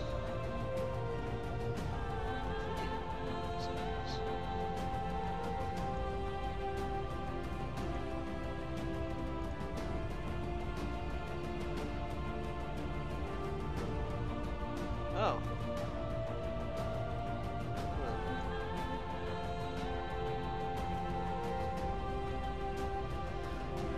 There we go.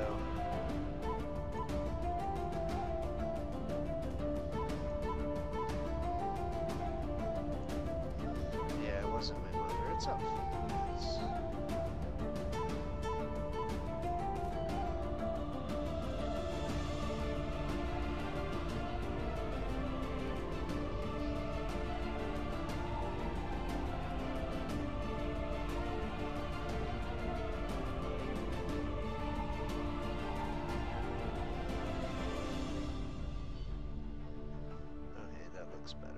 Okay.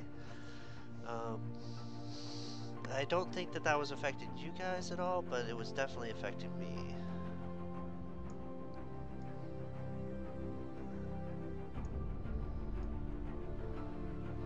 I couldn't see the gray out here at all. Okay, there we go.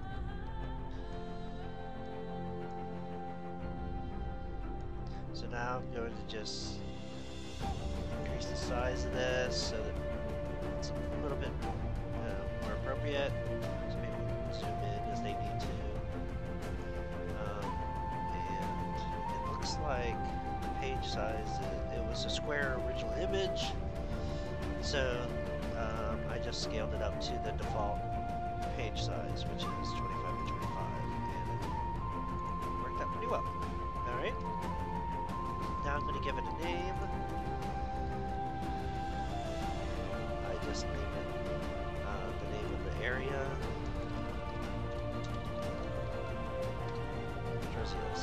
Alright. And now I'm going to name, create a scene for the first location for these people, which I've decided was going to be Whitehold.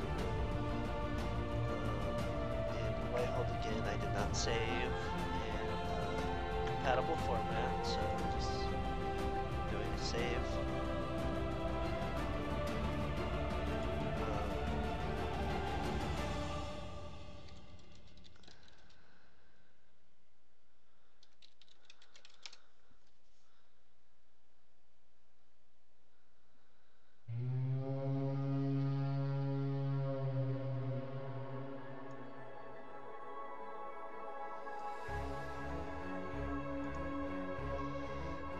looks like I didn't do an update on one of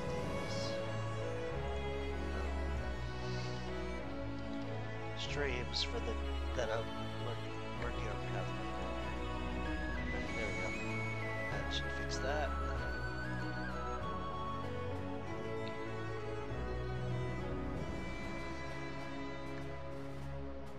And sometimes I will type, and you might see some chat that doesn't really match, but that's because I'm responding to chat from a different platform.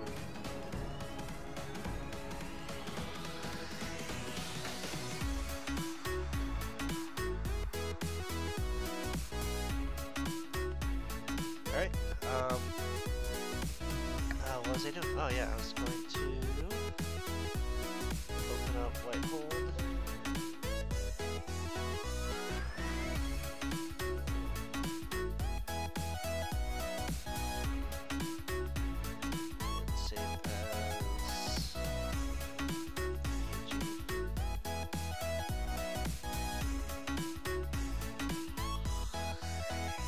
I like to use PNGs mostly because often I'm using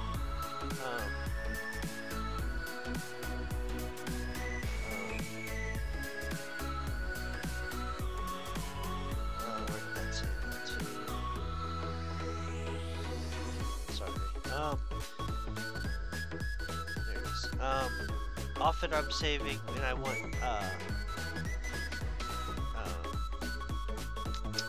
with clear edges and stuff like that.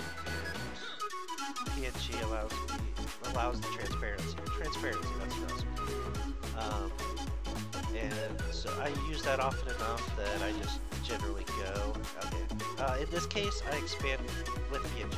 Sorry, I usually go with the PNG. So in this case, I expanded it out, and it's not quite square. So I'm just going to reduce the width by 1, and now we've got a town, and that's Whitehold.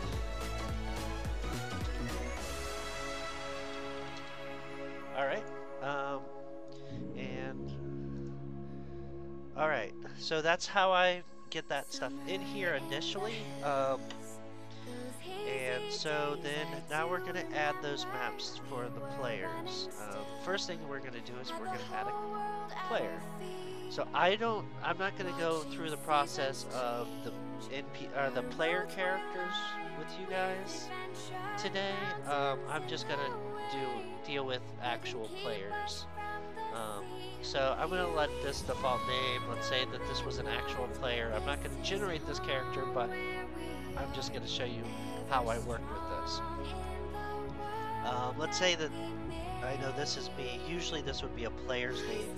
You would give that to the players and set it to the player and save changes. So now they've got a character sheet. They can fill it in however they want with their character information. And we'll be doing a stream later on about us probably working on some of these characters and stuff, but this is so they have their character now, and now I'm going to add a handout for their character. We're going to call this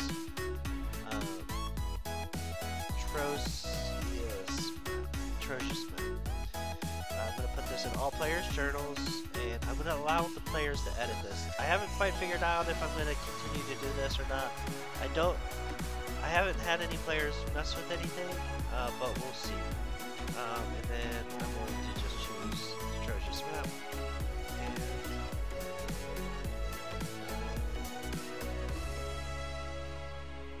I choose the paint.net or PNG? Paint.net. That's what I want. There we go. Alright, so now they've got the map and I can save it. Now they can pull up the map anytime they want by pulling out their handouts. What I usually do is inside this handout, I'll actually make folders. I cancel and do this under handouts. Add subfolder. And And then this is Troja's. And actually, change the name of this to Troja's map. And so now they've got a map of Troja's, and under Troja's, I'll add a subfolder, Whitehold.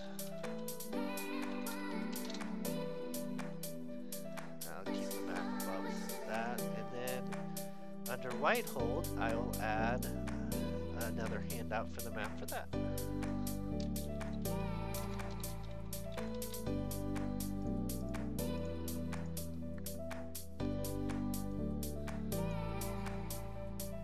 I'm just dropping those PNG files on here. And save. And then drag that down into Whitehold. Now the players can hide that if they don't want to look at the maps right then, but it'll allow them to do that. Now we've got Whitehold, so now we have to think of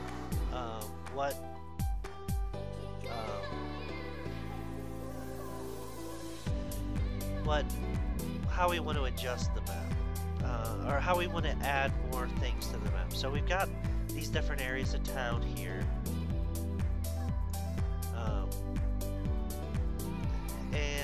So let's say we want, in this market area, we want to add a very common thing for players to go to is a tavern or an inn. So let's say we want a tavern or an inn. So I'm actually going to mark on this map. I'm going to do it directly on here. What I'd actually do is I'd probably go back to my image editor and make a point of it, add it to the original image and then re-upload it, but for now I'm just trying to make it clear, just make it a little bit easier to do. So now we want a tavern or an inn. I'm going to go back to my fantasy name generator. And I didn't save that, did I? And fantasy names and our place names, tavern names. Alright. I actually like a few of these. I'm gonna go with the Melting Guitar Bar. No, I'm not actually.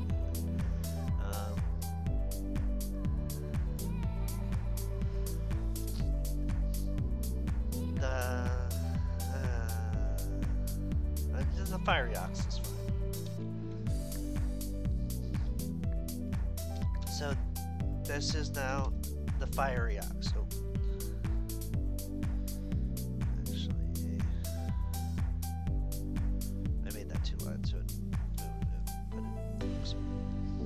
Oh.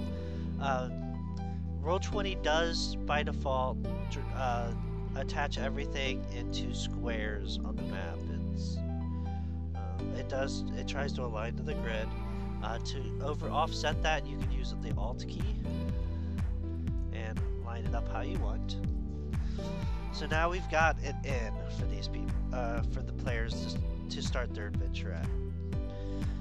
So now that we've created the inn, I'm going to create a map or a folder. Sorry, I shouldn't have done that as a handout. Let's delete that. Under Whitehold, another subfolder for the Fiery Ox. Alright, so now we've got the inn in Whitehold, which is, or one of the inns in Whitehold, which is the Fiery Ox. Now what I do is I try to create a character for this inn. So I'm going to go back to the fantasy generator. Let me go ahead and add this to my list here. back to it. And I'm going to go to where I was before.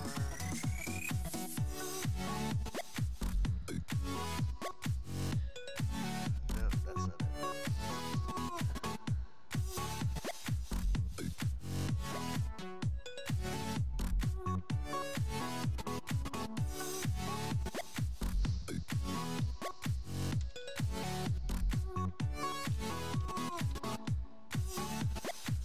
And I'm gonna find a fantasy character generator.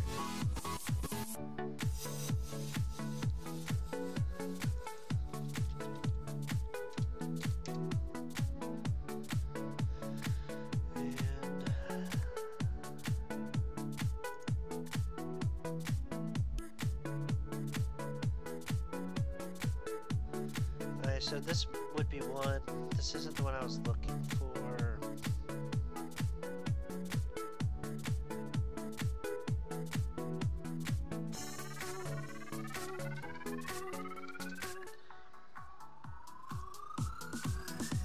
This the one that I was using. Trying to. I didn't save the one that I was using, unfortunately. But I thought it was that first place.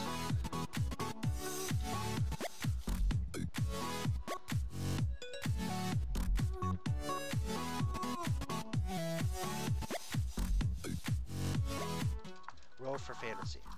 That's what I was trying to remember. So this is.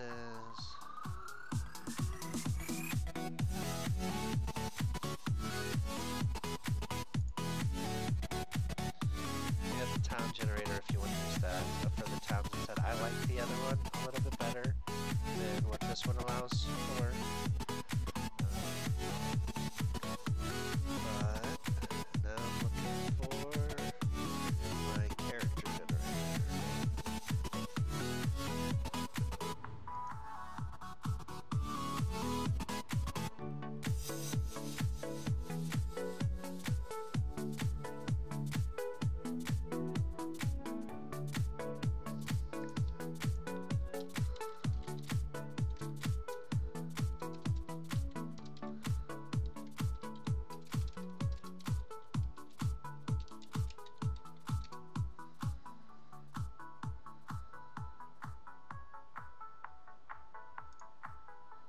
Oh, this is actually where I'm sorry.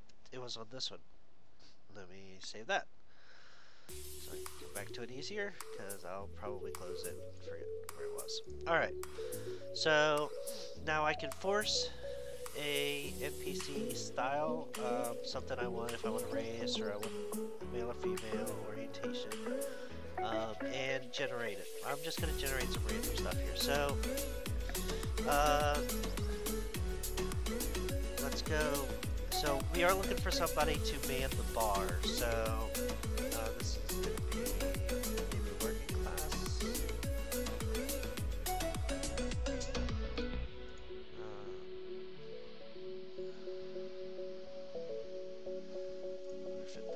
I don't think it's underclass. No. Professional.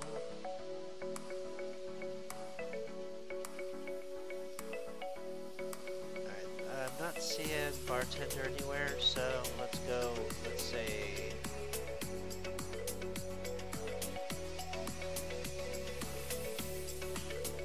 innkeeper. Oh, there, okay, innkeeper. Alright, so we got a forest gnome innkeeper. I'm not liking the forest gnome part of it, but we could go with the gnome innkeeper. And most of the stuff looks okay, so she's got a branded as a slave, right? I like that little added touch. So this is, I'm going to go ahead and go with this as a default for this character. Now, I'm moving this to the other page. I know you guys can't see it, but I'll just be copying and pasting from that page into what I'm working with here. So this is the Fiery Ox. We need to add a character to it. And this character's bio and info. This character's name is the name. This is so I'm gonna say that our players have already met this character, so it is already in their journals. They cannot be edited by anybody or controlled by anybody though. And then I'm just gonna take this whole page and copy and paste it into the GM notes. So I can pull this up anytime I want for this information. Because I'm not going to remember all these characters later on, but I'll have an idea. And now, we're going to save that. Now, after I do that, I'm also going to create a page up here for this place. So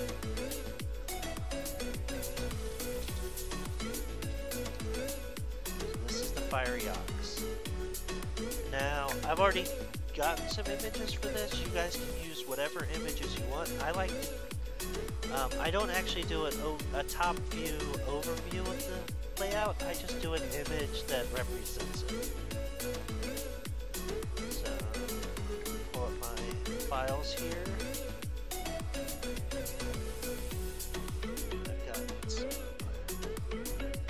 images. These are generally just open artwork images I find online. I'm not a graphical designer. I just do not have the capability to generate this stuff myself. But if you do, then great, use it. More power to you.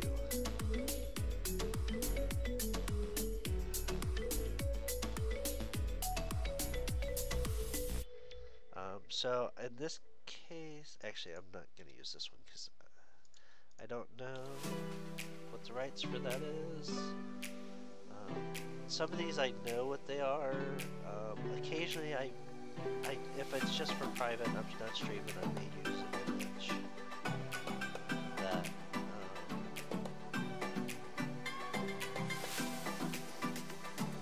that doesn't necessarily meet the requirements of being able to stream it publicly. So, alright, here we go. Now, this one is 2, 4, 6, 8, 10, 12, 14 grid, it's high, and one shorter. So the height is 14, and this is one less, so 24. Alright, and that matches the ground, and now I need an image for a gnome female. Again, I have one of these, I believe.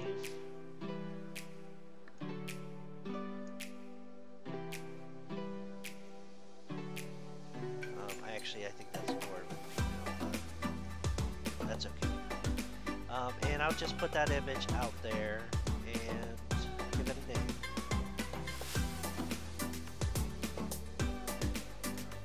Generally, blue is a good color for over the top of backgrounds. And this is Bambila. This is the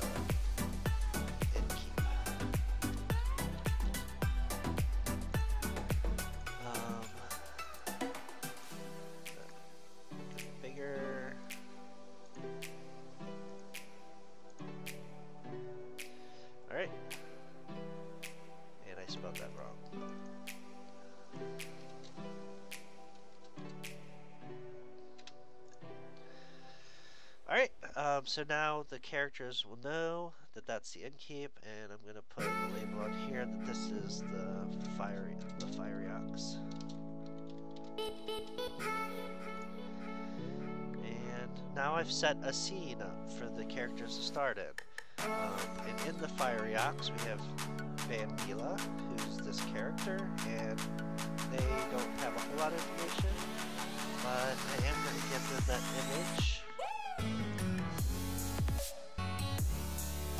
So that whenever they look in here, they'll see that that's Bambila, and maybe help them remember what this character looks like when they're not actually at the Fiery Ox. So now they've got that information, and so we've set up a location for them. Now they have a reference.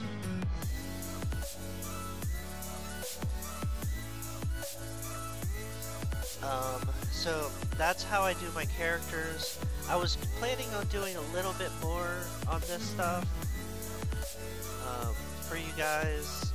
Today, I will get to the creatures and characters, or enemies, and how I set up the storyline here in a little bit. But I actually am gonna need to run. I do appreciate anybody who comes and watches the stream, or that comes and watches our videos after we're finished streaming. I will get back with you soon.